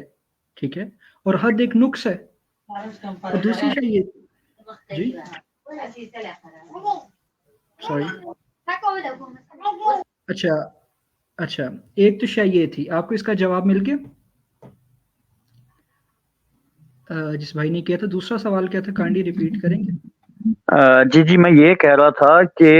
اگر جس چیز کا ہم مشاہدہ حواس خمسہ سے نہیں کر سکتے ہیں تو کیا خدا کا انکار کرنا جو ہے کیا وہ عقل مندی ہے یا پھر یہ کہ اس کے متعلق میں نے یہ سوال کیا تھا۔ اچھا بہت ساری ایسی چیزیں ہیں جن کا ہم اپنے کیا کہتے ہیں حواس خمسہ میں ٹوٹل 5 سینسز آتے ہیں نا، تو آپ اسے ایز اے مجموعی طور پہ لے رہے ہیں۔ اگر ایک شے کو ہم دیکھیں تو ہم کس شے کو نہیں دیکھ سکتے، ٹھیک ہے۔ مثال کے طور پر اگر ہمیں ایک ایسی جگہ ہے جو اس وقت دنیا میں اس ٹائم ہے، ٹھیک ہے، لیکن ہم اسے اس ٹائم اپنی آنکھ سے نہیں دیکھ سکتے، ٹھیک ہے، تو اس کا مطلب یہ ہے کہ کیا ہم اس شے کا انکار کر دیں گے؟ نہیں، ہم اس شے کا انکار نہیں کریں گے، ٹھیک ہے۔ اور دوسری چیز یہ ہے کہ خدا کو دیکھنا کب سے اس شے کی دلیل ہوگی کہ ہم نے خدا کو ماننا ہے، ٹھیک ہے۔ اصل تو شے یہ ہے نا کہ خدا کو اگر آپ نے نہیں مانا تو اس کی دلیل کیا ہے، ٹھیک ہے۔ کیا یہ اس دلیل سے یہ کیسے ثابت ہوتا ہے کہ ہم جس شے کو ہم دیکھ نہیں سکتے، محسوس نہیں کر سکتے، وہ لہٰذا ہے نہیں؟ مثال کے طور پر ہوا ہے، ہوا کو ہم 5 سینسز کے تھرو نہیں کر سکتے، ٹھیک ہے، لیکن نہ ہم اسے چھو سکتے ہیں، نہ ہم اسے ٹیسٹ کر سکتے ہیں، نہ ہم اسے سن سکتے ہیں، ٹھیک ہے۔ ہوا جب چلتی ہے تو اس ہوا سے جو ذرات ہلتے ہیں اس سے ہم محسوس کرتے ہیں، لیکن بذریعہ ہوا کو نہیں۔ تو کیا ہم اس کا ڈینائی کر دیں گے؟ ایسا نہیں ہے۔ اس سے یہ شک ثابت ہی نہیں ہوتی کہ جسے آپ نہیں دیکھ سکتے اسے آپ کیسے مانیں، کیسے نہ مانیں۔ تو اس چیز سے خدا کا انکار نہیں کیا جا سکتا، ٹھیک ہے۔ اچھا، اس میں میں اگر کچھ ایڈ کرنا چاہوں محمد بھائی، دیکھیں جب ہم کہتے ہیں نا کہ خالق اور پھر ہم کہتے ہیں مخلوق، تو عام بندہ بھی یہ سوچ سکتا ہے یار دونوں میں کچھ فرق ہونا چاہیے، جیسے نوکر اور مالک میں کچھ فرق ہوتا ہے۔ آل دو اگر ہم ہیومن ایکویلٹی کی بات کریں تو فزیکلی تو دونوں ایک سے ہی ہیں، لیکن پھر بھی کوئی نہ کوئی بولنے چالنے میں، رہنے سہنے میں، مال و دولت میں، بات کرنے کے طریقے میں انسانوں میں فرق ہوتا ہے، ٹھیک ہے۔ لیکن جب ہم خالق کی بات کرتے ہیں تو کیا خالق اور مخلوق میں کوئی فرق نہیں ہے؟ اگر خالق بھی مخلوق کی طرح ہو، جیسے میں اور آپ ہیں،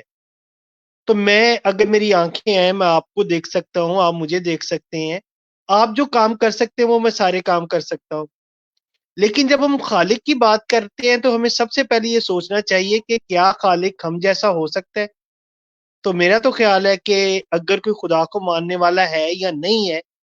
تو وہ بھی 100% کہے گا کہ یار وہ ہم جیسا نہیں ہے، کیونکہ اگر وہ ہم جیسا ہوتا تو وہ انسان ہی ہوتا۔ تو اس کا مطلب ہے کہ اگر خالق ہے تو ہم جیسا تو نہیں ہے، اگر وہ ہم جیسا نہیں ہے تو پھر وہ ہے کیسا، اس کا پتہ کوئی نہیں۔ اچھا، اب اس میں ہم کہتے ہیں کہ جناب ہمیں نظر نہیں آتا تو کیا اس وجہ سے انکار کر دیں؟ بھی نظر نہ آنے کی وجہ سے اگر آپ نے انکار کرنا ہے کر دیں، لیکن آپ پھر ان چیزوں کا کیا کریں گے جو آپ کے ارد گرد کسی کی پیدا کی ہوئی لگتی ہیں؟ اگر تو وہ ہماری جو بھائی نے بات کی ہے کہ ہماری لمٹ کے اندر آتا ہے اور ہم اسے دیکھ سکتے ہیں تو پھر تو ویل اینڈ گڈ، لیکن نظر نہ آنے کی وجہ سے کسی چیز کا انکار میرا خیال کرنا جو ہے وہ بیوقوفی ہوگی، کیونکہ بعض چیزوں کو محسوس کیا جاتا ہے، جس طرح ہوا کی بھائی نے مثال دی، تو چلیں جی اس کو میں نے محسوس کر لیا، مجھے پتا چل گیا کہ ہے۔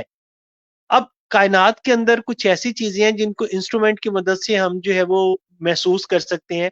مثلا درجہ حرارت ہے، اس کو ہم محسوس کر سکتے ہیں، میجر بھی کر سکتے ہیں، ٹھیک ہے، اس کے لیے ہمیں انسٹرومنٹ چاہیے۔ اب روشنی ہم تک آ رہی ہے تو اس میں گیما ریز بھی ہیں، اب اس میں جو ہے ان کو محسوس بھی نہیں کیا جا سکتا لیکن اس کا ایفیکٹ دیکھا جاتا ہے۔ گیما ریز ہیں، ایکس ریز ہیں، اگر میں کہوں کہ گیما ریز میری طرف آ رہی ہے، میرے جسم کو لگ رہی ہیں، تو میں کہوں گا نہیں یار یہ تو جھوٹ کہہ رہا ہے، لیکن اس کا ایفیکٹ ہوگا جب وہ مجھے لگیں گی نا، تو ان کا کوئی نہ کوئی ایفیکٹ ہوگا، اور اس ایفیکٹ کی بیس پہ میں کہوں گا کہ یا جناب یہ مجھے نظر نہیں آ رہی لیکن ہے۔ تو اسی وجہ سے، کیونکہ ایک تو اللہ ہماری ان ڈائمینشن کے اندر نہیں ہے، ہم تو 3D میں ہیں، تو یعنی 3 اطراف میں دیکھ سکتے ہیں ہم، لمبائی کے رخ پہ، چوڑائی کے رخ پہ اور اونچائی کے رخ پہ،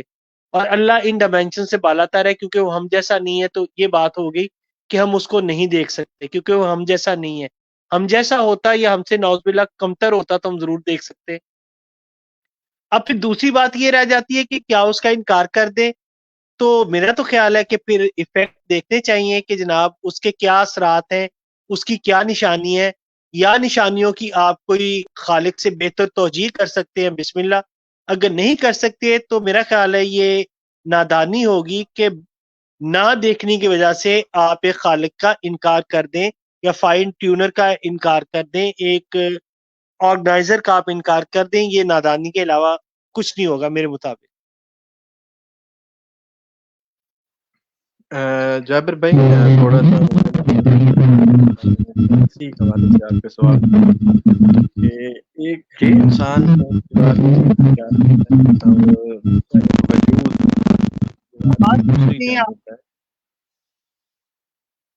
معذرت اب آواز آپ کی کلیئر ہے، بسم اللہ کنٹینیو کریں۔ تو مطلب ایک دیوار کی ایک سائڈ پہ میں ہوں اور دیوار کی دوسری سائڈ پہ کوئی دوسرا وجود ہے، اور درمیان میں جو دیوار ہے وہ ایک آڑ ہے، تو اس دیوار کے پار نہ دیکھ سکنا یہ میری کمزوری ہے، اور اس کا جو سبب ہے وہ دیوار ہے۔ اسی حوالے سے جو آپ کا سوال تھا، جو ہماری کائنات ہے، جو ہمارا وقت ہے، جو ہم ایک قید ہیں ایک ٹائم میں، ڈائمینشن میں، اس کائنات میں، جب یہ ہٹ جائے گی تو جس طریقے اس دیوار کی دوسری جانب کھڑا وجود مجھے نظر آنا لگ جائے گا، اسی طریقے سے اللہ پاک جو ہے جب ہم اس جہان میں جائیں گے جس جہان میں اللہ پاک کا ہمارے ساتھ وعدہ ہے، تو وہاں پہ ہم پھر خدا کو دیکھ سکتے ہیں۔ مختصر میں فی الحال اتنا ہی کہنا چاہتا تھا۔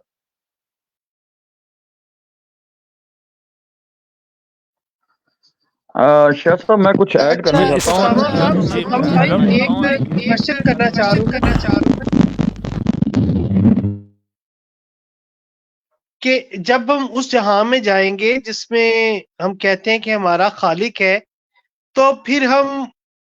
وہ تو نہیں ہوں گے جب جو اب ہے، کیا کہتے ہیں آپ؟ کس حوالے سے ہم وہ نہیں ہوں گے جو مطلب اب ہیں؟ یعنی ہماری جو ڈائمینشن اب ہے یا جو ہمارے خصائص اب ہیں، جب جو ہماری پراپرٹیز اب ہیں، اس میں کوئی نہ کوئی تبدیلی تو آئے گی کہ نہیں آئے گی، کہ ہم ایز اٹ از ہی رہیں گے؟ واللہ عالم، اس حوالے سے اللہ بہتر جانتا ہے، کیونکہ واضح طور پہ اس حوالے سے مطلب شاہ صاحب بہتر جانتے ہوں گے، ان کا مطالعہ بہت زیادہ ہے ہم سے، ہم تو طالب علم ہیں ان کے بھی، تو اس حوالے سے اسلام میں تو ایسی کوئی بات نہیں۔ باقی اللہ پاک قادر ہے کہ وہ ہمیں بدلتا ہے یا ویسے ہی رکھ کر اس مطلب اس جہان کا مطلب ماحول ایسا پیدا کرتا ہے کہ ہم وہاں پہ مطلب اس طریقے کا نہیں ہوتا جو جیسے قرآن میں ہے لا تدرک الابصار، کہ وہاں ہم ان کا جلوہ برداشت نہ کر سکیں اللہ پاک کا۔ اچھا، یہ تو پھر ایک ٹپیکل یعنی ایک ریلیجیس گفتگو ہو جائے گی، کیونکہ ہمیں تو یہی بتایا جاتا ہے کہ جو ہماری پراپرٹیز ہیں یہاں پر اس میں لازمی طور پہ تغیر آئے گا، اور وہاں پر ایسے یعنی کام ہم سے یعنی ایک نعمت کے طور پہ دیے جائیں گے، جس چیز کی جیسے خواہش کریں گے ہو جائے گی، ہم اللہ کا دیدار کر سکیں گے۔ تو اس کا مطلب یہ ہوا کہ ہم جس ڈائمینشن میں اب رہ رہے ہیں نا، اس ڈائمینشن میں وہاں پہ نہیں ہوں گے، کیونکہ اللہ جس ڈائمینشن میں ہوگا، اگر ہم اللہ ہمیں احادیث کے مطابق دیدار کروائے گا، تو پھر ہم اس ڈائمینشن میں نہیں ہو سکتے، کیونکہ اس ڈائمینشن کے لیے تو پھر نعوذ باللہ اللہ کو ہم جیسا ہونا چاہیے، لیکن اللہ تو ہم جیسا نہیں ہوگا، تو وہ کوئی اور ڈائمینشن ہوگی، اور لازمی طور پر کوئی نہ کوئی آلٹرنیشن جو ہے وہ ہماری پراپرٹیز کے اندر لازمی طور پہ کی جائے گی، جس وجہ سے ہمیں سنکرونائز کیا جائے گا اس ماحول کے مطابق جس ماحول میں اللہ تعالیٰ ہمیں بطور انعام جو ہے وہ رکھیں گے۔ تو اس میں کوئی نہ کوئی لازمی طور پہ جو ہے وہ آلٹرنیشن ہماری پراپرٹیز کے اندر کی جائے گی، اس میں جس طرح اب یہ کہا گیا کہ ڈکار آتی ہے وہاں نہیں آئے، یہاں پہ جس طرح ہم ویسٹ جو ہے وہ خارج کرتے ہیں، بولو براز ہے، وہاں پہ ایسا کچھ نہیں ہوگا۔ تو اس کا مطلب ہے کہ ہمارا فزیکلی طور پہ ہمیں جو ہے وہ کچھ نہ کچھ جو ہے وہ چینج لازمی کیا جائے گا۔ باقی شاہ صاحب بتا سکتے ہیں۔ شکریہ۔ میں تھوڑا سا یہاں پہ ایڈ کرنا چاہوں گا، فزیکلی طور پہ ہم جب جی، اس میں ہم یہ بھی دیکھتے ہیں کہ آج کا انسان اور آج سے 1000-2000 سال کا جو انسان ہے، تو ان کی کوالٹیز میں بالکل فرق آیا، اور ترقی ہوتی جا رہی ہے، اور اس ترقی کی آخری انتہا جو ہے وہ ظاہر جنت ہے۔ تو انسان اپنی کوالٹیز میں آج بھی بڑھ رہا ہے، جس طرح کہ ابھی ہم اور آپ بات چیت کر رہے ہیں، تو آج سے 1000 سال کیا کہ 200 سال پہلے کا انسان اس کا تصور تک نہیں کر سک رہا تھا کہ اس طرح کے دور بیٹھ کر، میلوں دور بیٹھ کر لوگ باتیں سنیں گے بھی، ایک دوسرے کو بھی دیکھیں گے۔ تو یہ ہماری کوالٹیز ہے جس کا ارتقاء ہوا اور ترقی ہو گئی۔ تو جنت میں بھی جو قرآن و حدیث میں آیا ہے، تو اس میں ظاہر انسان کی جو کوالٹیز ہے اس میں بالکل इस तरह नहीं होगी, बहुत इंतहा तक होगी। जो डायमेंशन थ्योरी जो बयान की जाती है, 10 डायमेंशन है शायद या 9, तो उसमें जो कुछ बयान किया जाता है कि अगर हम चौथे डायमेंशन में जाएं, पाँचवें में जाएं तो ये होगा, 10वें में, इन्हें हर एक डायमेंशन की अपनी अपनी खुसूसियात है। तो जो जन्नत में हमें जो कुछ बताया गया है कुरान और हदीस में, तो वो वही चीज़ें हैं जो यहाँ पर हमें मुख्तलिफ़ डायमेंशन में मुहैया हो सकती है। 3 डायमेंशन में हमें जो चीज़ें मुहैया हो सकती है वो दुनिया में हो रही है, और अगली डायमेंशन में जिस तरह के साइंटिस्ट कहते हैं तो ऐसे ही कुरान और हदीस में आया है। तो ज़ाहिर है वहाँ पर जन्नत में जो है वो मुमकिन है कि 10 डायमेंशन हो, या वो जगह ही डायमेंशन से मावरा हो, तो फिर ज़ाहिर है वो लामहदूद ज़ात पर हम देख सकेंगे। तो ये तो बिल्कुल पॉसिबल है, साइंटिफिकली तौर पर भी, मंतिकी तौर पर भी। बाकी जो जाबिर भाई ने सवाल किया था वो ये किया था कि क्या हम हवा से खमसा से 5 सेंस से किसी चीज़ को अगर ना देख सके, ना छू सके, उसका जायका चख सके, ना सूंघ सके और ना सुन सके, तो हम क्या कर सकते हैं, छोड़ दें? तो मेरे ख्याल में इसकी बहुत सारी ऐसी चीज़ें हैं जो आज भी हम ना देख सकते हैं, ना सुन सकते हैं, ना उसको छू सकते हैं, ना उसका जायका चख सकते हैं, ना उसकी खुशबू सूंघ सकते हैं। मसलन मोहब्बत है, तो मोहब्बत को हम ना देख सकते हैं, ना सुन सकते हैं, ना हम हाथ से उसका अंदाज़ा कर सकते हैं, ना ज़ुबान से और ना शान से। माँ का ममता है, तो अब ये हमें कैसे पता चलेगा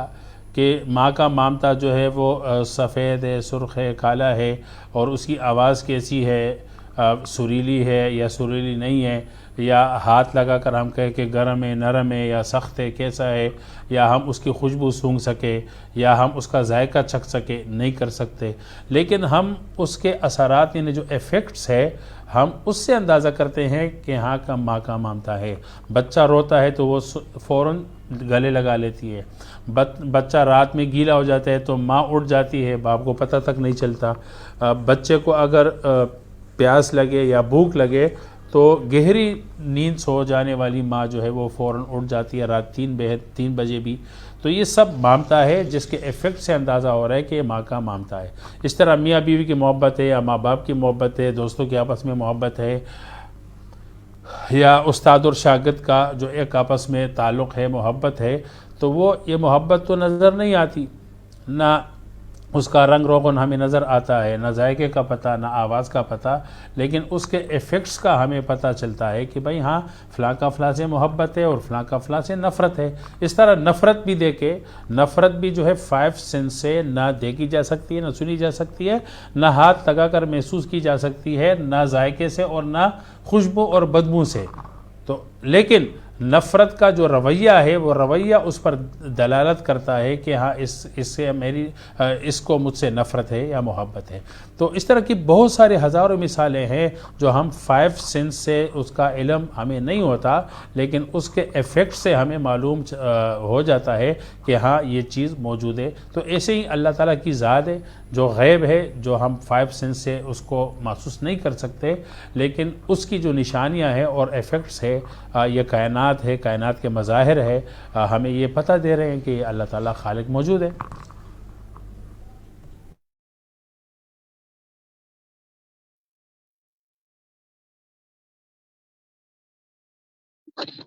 जाबिर हाँ, जी शाह साहब, मैं एक और सवाल जो है वो ये रखना चाहता हूँ, और मैं ये चाहता हूँ कि आप जो है ना उसका उस सवाल का जवाब जो है वो साइंसी लिहाज से न दें, आप अक्ली एतबार से इसका दें कि ये जो कायनात खुद ब खुद बनी है और इसके खुद ब खुद बनने का जो है वो इरादा क्या था, इसके ऊपर थोड़ा सा जो अपने अक्ली दलाइल से जो है ना वजाहत बयान करें। और आपका सवाल क्लियर नहीं है सर, जरा आप दोबारा रिपीट करेंगे? मैं ये कह रहा था कि ये जो कायनात अगर खुद ब खुद बनी है तो इसके खुद ब खुद बनने का जो है वो इरादा क्या था, इसके ऊपर सर मुख्तसर सी जो है ना वो अकली दलाइल से वजाहत है।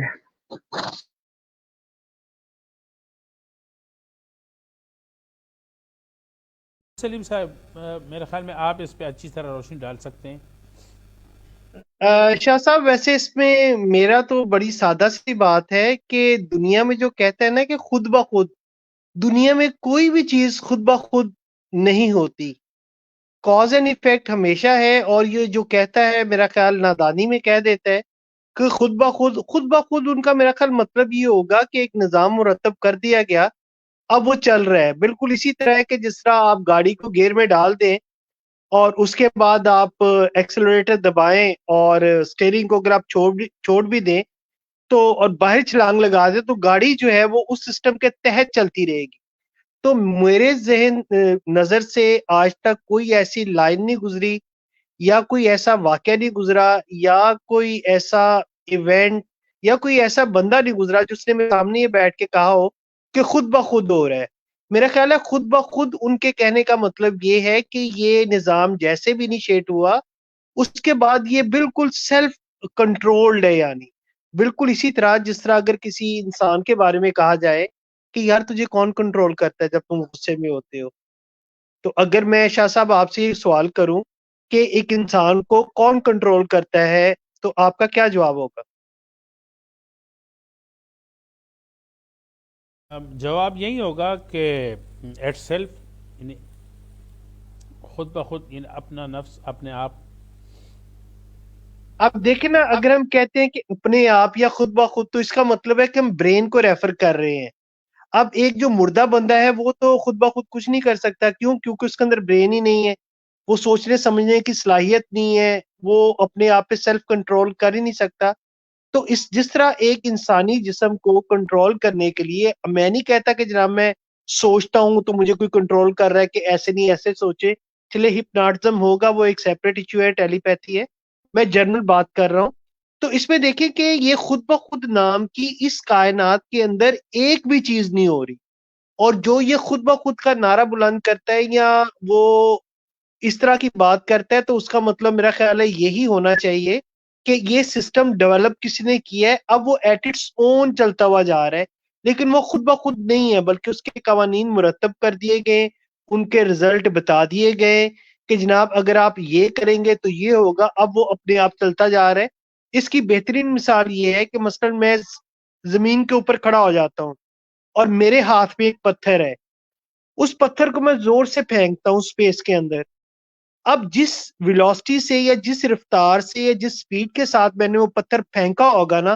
وہ چلتا ہوا جائے گا۔ اب کوئی سپیس میں کسی دوسرے سیارے کا بندہ دیکھتا ہے تو اس کے سامنے سے وہ پتھر گزر رہا ہے تو وہ کہے گا یار یہ پتھر خود بخود گزر رہا ہے، حالانکہ وہ سچ ہے اپنی ذات میں کہ پتھر خود بخود گزر رہا ہے، لیکن اس کے پیچھے جو میری فورس تھی وہ شاید وہ اگنور کر گیا اس وقت، یہ کہتے ہوئے کہ یار اس پتھر کو حرکت دینے والا کوئی ہے جس نے انیشیٹو لیا، اس نے سٹارٹ لیا، سٹارٹ ہونے کے بعد جو بھی ایک قانون مرتب کر دیا گیا اس کے بعد یہ اٹ سیلف جو ہے وہ موو کر رہا ہے، جس طرح ہمارے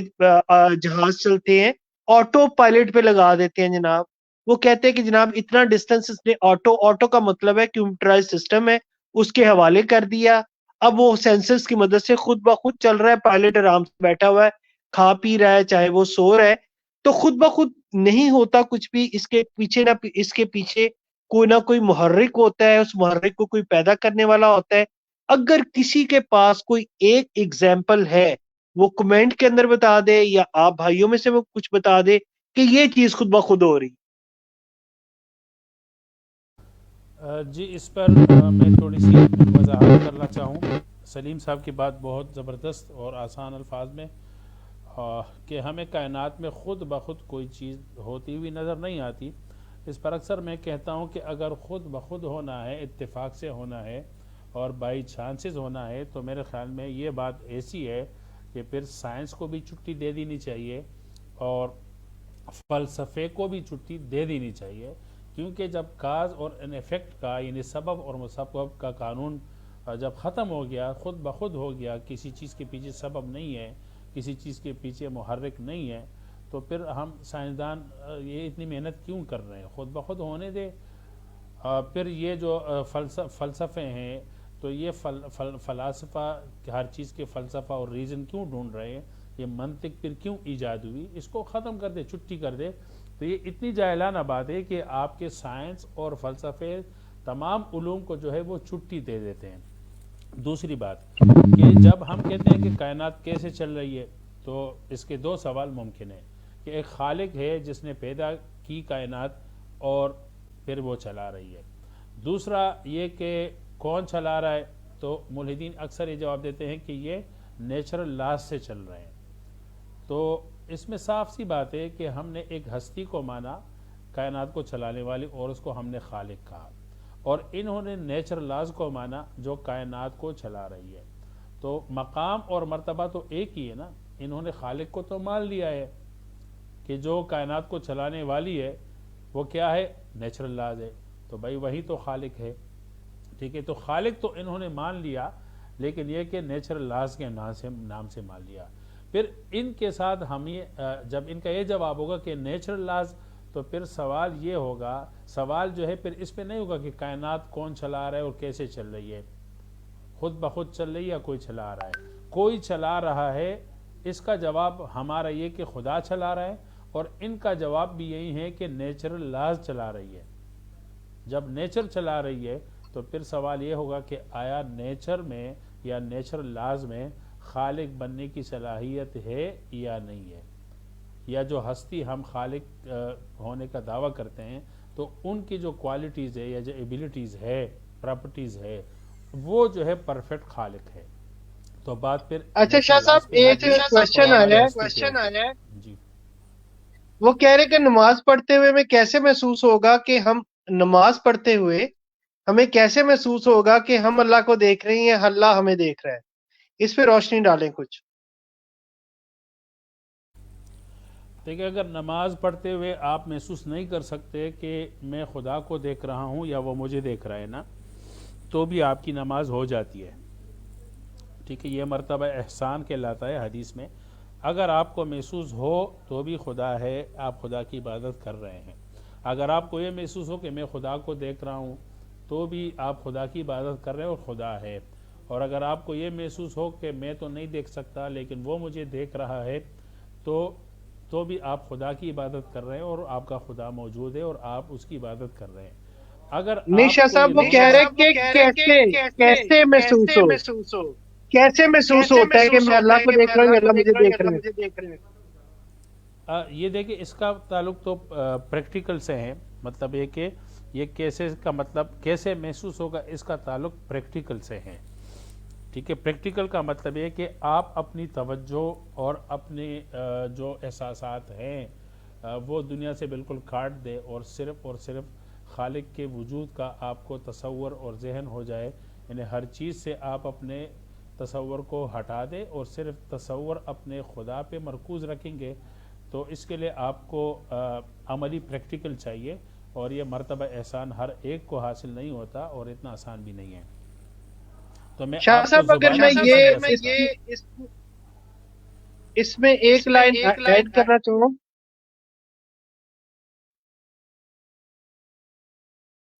کہ جب کسی انسان کو یہ احساس ہو جائے کہ میں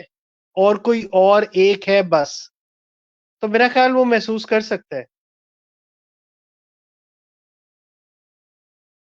جی بالکل، ہمیں جو مادی حجاب ہے نا، یا اس سے تھوڑا سا ہمیں ہٹنا پڑے گا، اور یہ ہر ایک کو حاصل نہیں ہوتا۔ اور ہمارے جو موضوع ہے کہ وجود خدا، تو اس کا تعلق اس سے نہیں ہے کہ اگر کسی کو نماز میں یہ مرتبہ حاصل نہیں ہے تو خدا ہی نہیں ہے، اور اگر کسی کو حاصل ہوگا تو تب خدا ہوگا،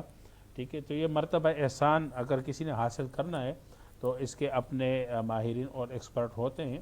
تو ان کی نگرانی میں جو ہے کوئی انسان اگر کرے تو اچھا ہے، ورنہ شیطان اس کو ہو سکتا ہے کہ کسی مادی اور مجسم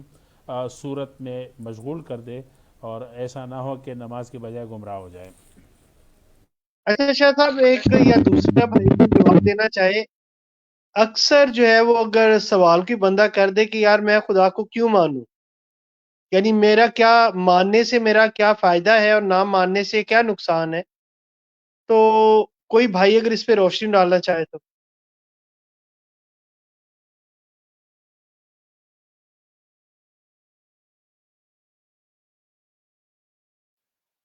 شاہ صاحب ڈالیں گے روشنی؟ جی اسامہ بھائی آپ ڈالیں، میں چائے پی رہا ہوں تھوڑا، میں نے کھانا نہیں کھایا اس لیے۔ جی سلیم بھائی، جیسا کہ ہماری ان کے ساتھ ڈیبیٹس ہوتی ہیں، اکثر یہ سوال ملحدین کی جانب سے ہوتا ہے، تو بات پھر یہی ہوتی ہے کہ ہم ان کو کہتے ہیں کہ آپ موریلٹی کو کہاں سے لیتے ہیں؟ تو خدا کو ماننا ایک تو مطلب مذہبی اعتبار کے علاوہ میں بات کر رہا ہوں لاجیکلی، ویسے میری کوئی منطق اچھی تو نہیں ہے، لیکن پھر بھی میں کوشش کرتا ہوں اس بارے سمجھانے کی۔ جیسے کسی بھی معاشرے کو چلانے کے لیے رولز اینڈ ریگولیشن کا ہونا لازمی ہے، وہاں جزا سزائیں ایسی چیزیں جو ہیں، مطلب ٹریفک قوانین ہیں، قتل کے اوپر سزائیں ہیں، ایسی چیزیں ساری۔ تو جب ایک آپ کسی خالق کو مانتے ہو، پھر آپ خالق کی بھی مانتے ہو، جیسے کہ مسلمان ہیں، خالق کو مانتے ہیں اور خالق کی بھی مانتے ہیں۔ ہاں، اس کو اپلائی کریں نہ کریں، شرعی تقاضے جو ہیں، جیسے کہ میں ایک میری کمزوری ہے کہ میں کلین شیو ہوں، جبکہ کام میں تبلیغ کی کرنے کا کوشش کر رہا ہوں۔ تو یہ میری کمزوری ہے کہ میں اس کو اپنے اوپر اپلائی نہیں کر رہا، لیکن میں خالق کو مان رہا ہوں اور خالق کی مان رہا ہوں۔ اس میں یہ ہے کہ میرے پاس ایک پاتھ ہوتا ہے، ایک راستہ ہوتا ہے زندگی گزارنے کا، میرے پاس اخلاقیات ہوتی ہیں، مورالٹی میرے پاس آتی ہے، تو اس طریقے کی کافی ساری چیزیں ہوتی ہیں جن کو میں لے کے چل سکتا ہوں اور معاشرے کو میں اپنے شر سے محفوظ رکھ سکتا ہوں، کیونکہ میرے اوپر ایک ایسی پاور ہوتی ہے، میں ایک ایسی پاور میں بلیو کرتا ہوں، جس سے میں ڈرتا ہوں، یعنی کہ میں غیبانہ طور پہ بھی کوئی گناہ کروں یا میرے ذہن میں، میرے دل میں یہ مطلب ڈر رہتا ہے کہ وہ جو پاور ہے اس نے مجھے ایک دن اس کی سزا دینی ہے، اگر دنیا کو یا کسی انسان کو اس چیز کا پتہ چلے یا نہ چلے۔ جبکہ اگر میں خدا میں بلیو نہیں کرتا تو میں کسی کو اگر قتل بھی کر دوں تو میرے پاس جو گلٹ ہے وہ مطلب وہ نہیں ہوگا جو ایک بلیور کا ہے کہ خدا نے مجھے مطلب یہاں اگر اس دنیا میں بچ گیا تو آگے پھر مجھے یعنی کہ لٹکایا جائے گا۔ اگر میں نان بلیور ہوں، میں نے کر دیا ہے قتل، تو مجھے اس حوالے سے کوئی ڈر نہیں ہے، میں بس یہی کہوں گا کہ میں ان کو پریشرائز کروں، میں ان کو جو مرضی کروں، بس یہ ہے کہ ایک دفعہ میں جیل سے نکلوں یا میں اس شکنجے سے نکلوں یا میں ان کے مزید ماروں کہ یہ جو ہے پیروی نہ کر سکیں کیسز کی یا میرے خلاف کوئی کسی قسم کا لیگل ایکشن نہ لے سکیں، تو میں ان کو مزید نقصان پہنچانے کی کوشش کروں گا، کیونکہ میرا تو بلیو ہی نہیں ہے کسی ایسی پاور کے جو کل کو مجھے پکڑے اور مجھے اس کی سزا دے سکے۔ پھر حقوق العباد ہوتے ہیں، لوگوں کے حقوق ہوتے ہیں، اکثر خدا کے ڈر سے آپ کے پاس ایک یعنی کہ آپ کے پاس ایک آپشن یا یہ کہیں کہ آپ کے پاس ایک اپرچونٹی ہوتی ہے ایک کام کرنے کی جس سے لوگوں کا بہت زیادہ نقصان ہوتا ہے، لیکن آپ نہیں کرتے، آپ کہتے ہیں جی اس سے لوگوں کا نقصان ہے، اور نقصان کیوں ہے؟ کیونکہ آپ ان کو ایک زر پہنچا رہے ہیں اور اس کے جو ڈر آپ کے دل میں پیدا ہوا ہے کہ یہ زر ہے اور اگر میں پہنچا دیتا ہوں میرا تو اس میں فائدہ ہے، لیکن کل کو میں پکڑا جاؤں گا۔ تو اس طریقے کی کافی ساری ایسی چیزیں ہیں جو جس کے لیے آپ خدا کو آپ کو ماننا پڑتا ہے، آپ کو ماننا چاہیے۔ مزید اس میں اگر میں کہیں پہ غلط ہوں تو میری تصحیح ہو سکتی ہے، میری کر دیں۔ شکریہ۔ نہیں اسام بھائی، ماشاءاللہ، اگر نیٹ شیل میں آپ کی بات کا ایک خلاصہ بیان کروں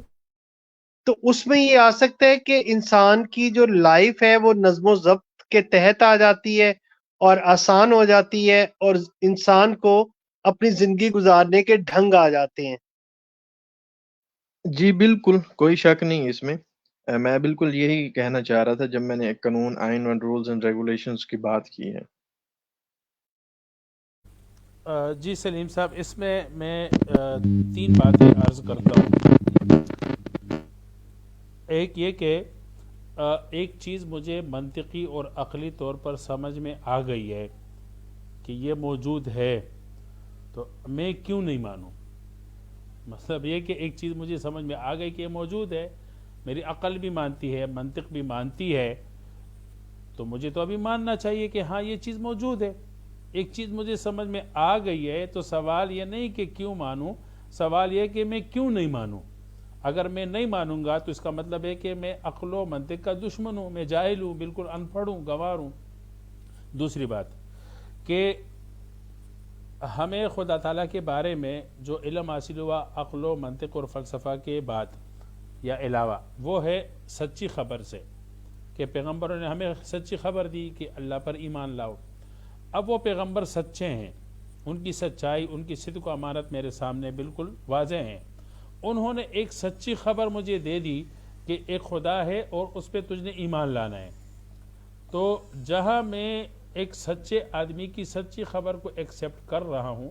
تو خدا کے بارے میں اس کی بات کیوں نہیں مانوں؟ مثلا یہ کہ اب مجھے کوئی کہے کہ لاہور میں ایک شخص ہے جن کا نام سلیم شاہد ہے، اور وہ شخص جو مجھے کہہ رہا ہے وہ سچا بھی ہے، وہ جھوٹ نہیں کرتا، نہیں بولتا، تو اب سوال یہ کہ مجھے ماننا چاہیے کیونکہ وہ سچا ہے اور سچی خبر کو قبول کرنے والا ایک نارمل انسان شمار ہوتا ہے، پاگل نہیں ہوتا۔ اب مجھے کوئی کہتا ہے کیوں مانوں، کہ بھائی اگر آپ کو سچی خبر ملی لیکن آپ کیوں مانتے ہیں؟ بھائی کیونکہ سچی خبر مانی جاتی ہے۔ سوال یہ ہے کہ مجھے سچی خبر ملی ہے، سچے آدمی نے بتا دیے، تو میں کیوں نہیں مانوں؟ اس کیوں نہ ماننے کا آپ مجھے بولے، نہ ماننے پر کیوں ہے، ماننے پر کیوں کا سوال نہیں ہے۔ اسی طرح مجھے منطق نے بھی بتا دیا کہ خدا ہے، مانو، سچی خبر نے بھی بتا دی کہ خدا ہے، مانو۔ اب یہ کہ میں نے اس کو مان لیا کہ ہاں وہ موجود ہے، یہ ایسا ہی ہے کہ میں کسی ملک کے صدر کو اور حاکم کو مان لوں۔ اب یہ کہ اس نے کچھ قوانین دیے ہیں کہ اس طرح چلنا ہے اور اس طرح نہیں چلنا ہے، کچھ کام کرنے کے ہیں، کچھ کام نہ کرنے کے ہیں۔ اب میں اس پر سوال کروں کہ ہاں تم میرے حاکم تو ہوں، میرے صدر وزیر اعظم تو ہوں، لیکن میں تمہارے قانون کو کیوں مانوں؟ تو سوال یہ نہیں ہوگا کہ حاکم سے کہ بھائی اس کے قانون کو کیوں مانا جائے، بلکہ جو نہیں مانے گا تو اس سے پوچھا جائے گا کہ بھائی آپ نہیں مانتے تو کیوں نہیں مانتے؟ جب آپ نے ایکسیپٹ کر لیا ہے، آپ نے مان لیا ہے، اس پر ایمان لے آئے ہیں، منطقی طور پر بات واضح ہے اور سچی خبر سے بات واضح ہے، اور وہ ہے بھی آپ کا مالک اور حاکم اور صدر وزیر اعظم ہے، قانون ساز ہے، اب اس نے آپ کو زندگی گزارنے کا ایک قانون دیا، ایک ڈھنگ دیا ہے۔ اب سوال آپ سے ہوگا کہ بھائی آپ کیوں نہیں مانتے؟ اس نہ ماننے کے پاس آپ کے پاس کیا وجہ ہے؟ کوئی وجہ ہو تو بتا دے۔ تو میں یہی کہوں گا کہ جب خدا کو میں نے منطقی طور پر سمجھ لیا تو مجھے ماننا چاہیے، جب خدا کے بارے میں مجھے سچی خبر ملی تو مجھے مان لینا چاہیے۔ اب اس کو میں نے مالک اور حاکم بھی مانا، اب میں نے حاکم مانا ہے تو اس نے کہا اس طرح چلنا، اس طرح نہیں چلنا ہے، تو میری اس کی ماننی چاہیے۔ اگر میں نہ مانوں تو مجھ سے پوچھا جائے کہ بھائی آپ نے کیوں نہیں ماننا؟ جی سلیم کیا بھائی صاحب میری آواز آ رہی ہے؟ جی جی اچھا، میں ایک سوال کرنا چاہتا ہوں فطرت پر، اور دوسرا جو ہے وہ میں ایک چیز اور ایڈ کرنا چاہتا ہوں، وہ یہ ہے کہ جب سے دنیا بنی ہوئی ہے، انسانوں کی جب سے ابتدا ہوئی ہے، تب سے ہر سویلائزیشن میں جو ہے وہ کسی نہ کسی خدا کو ماننے کا ہے، وہ کوئی چاند ہو یا سورج ہو یا پھر تارے ہو، پر ان کی نظر میں وہ یہ ہے کہ وہ وہی خدا جو ہے وہ سب کچھ کرتا ہے، دنیا کو وہی لانے والا ہے۔ اور خدا کا تصور جو ہے وہ جب سے انسان کی ابتدا ہوئی ہے تب سے خدا کا جو تصور موجود ہے، یہ چیز میں نے ایڈ کرنی تھی۔ اور دوسری چیز یہ ہے کہ کیا یہ فطرتی قوانین جو ہیں کہ یہ خدا کی گواہی دیتے ہیں یا نہیں؟ سوال محمد بھائی آواز کٹ رہی تھی، کچھ کلیئر نہیں ہے، اگر دوبارہ ریپیٹ کر دے تو بہت مہربانی۔ میں نے یہ جو فطرتی قوانین ہیں کیا یہ خدا کے ہونے کی گواہی دیتے ہیں یا نہیں؟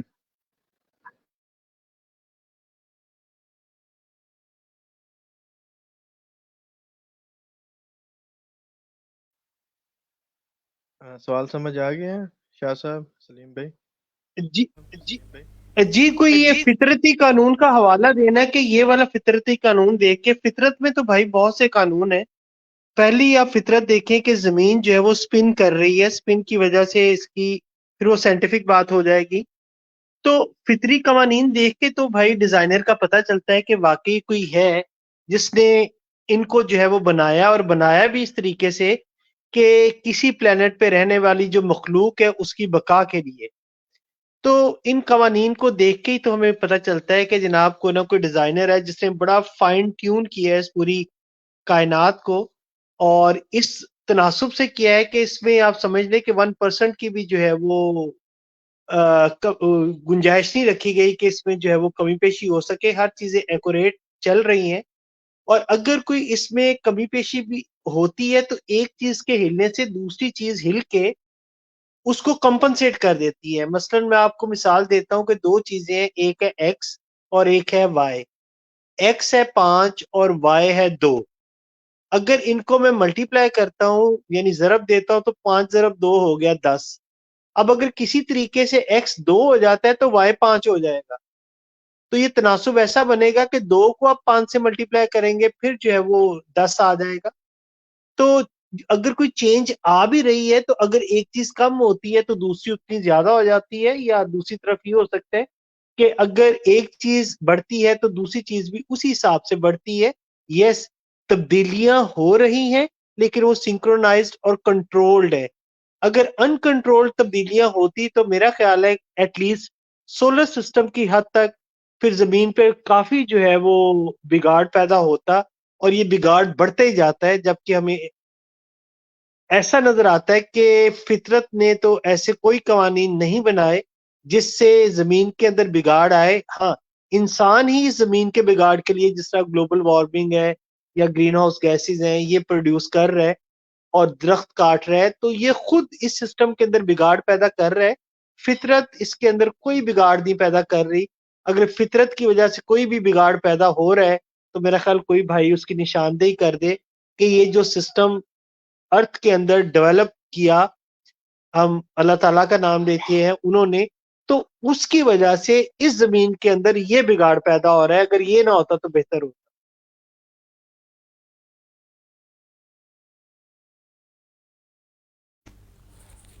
جی بہت خوبصورت انداز سے سلیم صاحب نے کہا. جی میں اس پہ بس ایک بات کرنا چاہتا ہوں. جی جابر بھائی, بس چھوٹی سی بات عرض کرنا چاہتا ہوں, باقی تو شاہ صاحب اپنا مائک تھوڑا سا بند کر دیں تو بہتر رہے گا, آواز جو صحیح نہیں آ رہی. اچھا شاہ صاحب, میرا سوال یہ ہے کہ یہ جو وجود باری تعالیٰ کی جو سب سے پہلی گواہی ہوتی ہے, اس کا جو مطالبہ ہے وہ انسان کے اندر وقوع پذیر ہوتا ہے. اس کے باوجود بھی جو ہے وہ ملحدین وجود باری تعالیٰ کا انکار کرتے ہیں, کیا وجہ اس کی ہے؟ جی قوانین فطرت پر میں ایک بات عرض کر لوں کہ جب آپ نے ایک فطرت کو قوانین کا نام دے دیا نا, تو پھر اس کے لیے قانون ساز کا ہونا ضروری ہے, اور اس قانون کو نافذ کرنے کی قوت کا ہونا ضروری ہے. قوانین فطرت کو آپ سب کچھ کریڈٹ نہیں دے سکتے, بلکہ اس کو بنانے والا اور چلانے والا بھی کوئی ہونا چاہیے. اور ورنہ ہمیں کوئی ایسی مثال ملحدین بتا دے کہ کسی بھی ملک میں کوئی قانون خود بخود بنا ہو اور خود بخود وہ پھر اپلائی ہوتا ہو, یعنی قوت نافذہ کوئی نافذ کرنے والی کوئی سیکورٹی ادارے نہ ہوں. تو بھائی جب آپ نے فطرت کے اصولوں کو قانون کا نام دے دیا نا, تو پھر اس کو آپ ماننا پڑے گا کہ اس کا کوئی قانون ساز یعنی قانون بنانے والا بھی ہے اور اس کو چلانے والا بھی ہے. ورنہ اگر اس کے پیچھے چلانے والا نہ مانا جائے تو جس طرح بہت ساری مثالیں سلیم صاحب نے بتا دی, تو پھر اس کا کیا جواب ہوگا. جی اب آپ کا یہ دوسرا کون سا سوال تھا؟ دوسرا سوال یہ تھا کہ یہ جو وجود باری تعالیٰ کی جو سب سے پہلی گواہی ہوتی ہے وہ انسان کے اندر سے ہی وہ پذیر ہوتی ہے, اس کے باوجود بھی جو ہے وہ ملحدین وجود باری تعالیٰ کا انکار کرتے ہیں, کیا وجہ ہے؟ جی کیونکہ امتحان ہے اور فری ول ہے انسان کے پاس. یہ تو قرآن کریم میں بھی ہے, جو چاہے تو کفر کرے, جو چاہے تو ایمان لے آئے. اگر انسان مجبور ہوتا, یعنی سب سے پہلی آواز انسان کے اندر سے ہونے کا یہ مطلب نہیں ہے کہ انسان اس آواز سے مجبور ہے اور اس سے آگے پیچھے وہ نہیں جا سکتا. جب آپ کا اس دنیا کو دارالامتحان یعنی امتحان کی جگہ مان لی, تو پھر انسان کے پاس فری ویل بھی ہے, تمام کاموں میں بھی ہے. تو سب سے پہلا سوال وہی ہے کہ اللہ پہ ایمان لاؤ. تو اب آپ کو اس میں اختیار ہے, چاہے تو ایمان لائیں, چاہے تو ایمان نہ لائیں, چاہے تو آپ کے اندر ایک فطری آواز ہے اس کے مطابق اپنے آپ کو بنا دے, چاہے تو اس کو دبا دے اور اس کو اگنور کر دے, تو اسی طرح آپ کو نمبر ملیں گے. محمد بھائی اگر میں اس میں ایک ایڈ کرنا چاہوں تو میرا خیال ہے کہ جو وجود باری تعالیٰ کا انکار کرتا ہے نا, اللہ تعالیٰ کا انکار کرتا ہے یا کسی بھی خالق کا انکار کرتا ہے, وہ پابندیوں سے ڈرتا ہے. پابندیاں آپ یہ سمجھ لیں کہ وہ جو چیزیں اس کے لیے بینیفیشل ہیں اس کے بینیفٹ کے لیے ہیں، نہ صرف اس کے لیے بلکہ اس کے ارد گرد جتنے بھی لوگ ہیں تمام لوگوں کے فائدے کی ہیں، ان کو وہ پابندیاں جو ہے وہ تصور کرتا ہے، اور وہ ان سے آزاد ہو کے اپنی من کو یعنی اپنا معبود یا خالق بنا کے پھر اس کے مطابق وہ زندگی گزارنا چاہتا ہے۔ تو وہ کہتا ہے کہ مجھ پہ کسی طرح کی کوئی چیک اینڈ بیلنس نہ ہو۔ تو انہی کے بارے میں شاید اللہ تعالیٰ نے قرآن میں یہ فرمایا ہے کہ بعض لوگ ایسے ہیں جنہوں نے اپنے جو نفس ہے اس کو معبود بنا لی ہے، تو وہ میرا خیال ہے کہ خالق کے تو ان کو قائل ہونا ہی پڑے گا۔ اگر وہ اصل کو نہیں مانتے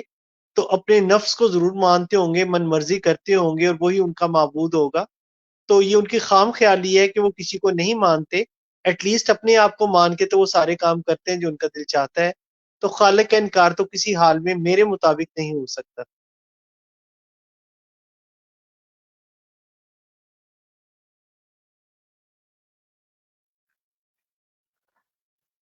اچھا شاہ صاحب، میں ایک اور جو ہے ایک بات رکھنا چاہتا ہوں، مجھے جو ہے اس کے اوپر آپ کی رہنمائی جو ہے وہ درکار ہے۔ وہ یہ ہے کہ یہ جو ملحدین ہیں، یہ انسانوں، یہ جو مادی چیزیں ہیں یا پھر مادی چیزیں جو ہیں، ان کے بنانے والوں کو تو مانتے ہیں، لیکن جو خدا جس نے غیر مادی اور مادی دونوں چیزیں بنائی ہیں اس کو ماننے سے انکار کرتے ہیں۔ کیا وجہ ہے یہ جو ہے؟ اس کے اوپر بھی تھوڑی رہنمائی فرمائے۔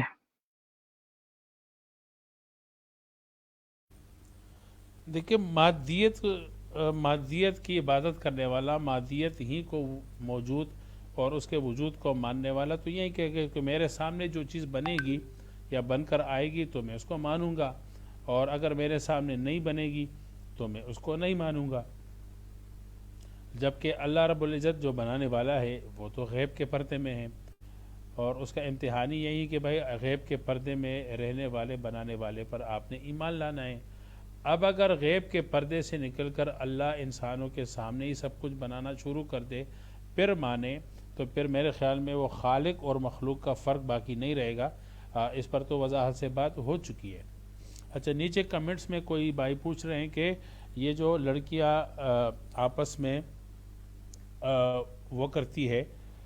خواہش پورا کرتی ہے، تو ان میں کہاں سے آتا ہے؟ تو اس کا جواب بھی سلیم صاحب نے دے دیا کہ انسان کے اندر نفس بھی ہے، نفس کی خواہشات بھی ہے، تو نفس کی خواہشات انسان کو کہیں تک، کہیں سے کہیں لے جاتی ہے، اور قرآن کریم میں ہے کہ افرأیت من اتخذ الہہ ہوا، کہ کیا تو نے اس شخص کو نہیں دیکھا کہ جس نے اپنی خواہشات کو معبود بنا دیا ہے۔ تو جس طرح کہ انسان اللہ تعالیٰ کی عبادت میں ایک انتہا تک پہنچتا ہے جہاں اللہ تعالیٰ نے اس کو حکم دیا، تو اسی طرح انسان اپنی خواہشات میں بھی جو ہے وہ انتہاؤں تک پہنچتا ہے۔ جب انسان خدا کو معبود نہیں مانتا، نفس کو معبود مانتا ہے، تو اس طرح کے پھر خواہشات نفس اپنے پیچھے طرح طرح کے طریقوں سے پھر لگا لیتے ہیں۔ تو یہ خواہشات نفس کا نتیجہ یہ ہے۔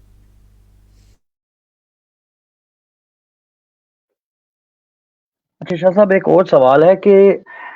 میں نے ایک جگہ پر کہیں پہ پڑھا تھا کہ انسان کا غیبی و نفسی وجود ہوتا ہے، اس کے متعلق تھوڑی سی جو ہے وہ رہنمائی فرمائیں۔ میرے خیال میں یہ بحث تو پھر کہیں اور چلی جائے گی۔ انسان کی جو ہمارے علماء کہتے ہیں، ایک تو اس کے مادی وجود ہے جو ہمیں نظر آ رہی ہے، ایک اس کی روح ہے، اور ایک اس کی نفس ہے۔ یہ نفس یعنی یہ انر سیلف اس کو کہتے ہیں، انسان کا اندر، اور انسان کا جو باہر مادی وجود ہے یہ اس کا مظہر ہے۔ اور یہی وجہ ہے کہ جب انسان مر جاتا ہے تو اس سے تو روح نکل جاتی ہے، لیکن اس کے اندر نفس ہوتا ہے۔ اسی وجہ سے پھر اس کے جو پارٹس ہیں مختلف، دماغ ہو گیا، دل ہو گیا، گردے ہو گئے، یا آنکھیں ہو گئی، تو وہ کچھ وقت تک جو ہے وہ اس میں زندگی رہتی ہے، کیونکہ اس میں نفس اور حیات ہوتی ہے۔ تو میرے خیال میں یہ لمبی بحث ہے، اس میں ہمارے موضوع سے متعلق نہیں ہے۔ اچھا شاہ صاحب، ایک اور چیز ہے، وہ یہ ہے کہ مطلب عقل کا ہونا، عقل خالق کی جو ہے نا وہ گواہی دیتا ہے، اس کے متعلق آپ کا کیا کہنا ہے؟ دیکھیں، ابھی تک ہم نے جتنی باتیں کی تو وہ سب عقل کی بنیاد پہ کی ہے، اور ہم نے جتنے بھی استدلالات بیان کیے ہیں یا جو ان کے اعتراضات کے جوابات دیے، یعنی غیر عقلی باتوں کا، غیر منطقی باتوں کو ہم نے جو رد کیا، تو جتنی ریزننگ ہم نے کی ہے تو یہ تو ہم نے عقل سے کی ہے۔ اب اگر عقل مطلق ہی جو ہے وہ خدا کو ریجیکٹ کرنے والا ہو تو میرے خیال میں یہ دعویٰ بہت زیادہ غلط ہے. یا تو یہ کہے کہ بھائی خدا کو ماننے والوں میں عقل ہی نہیں ہے,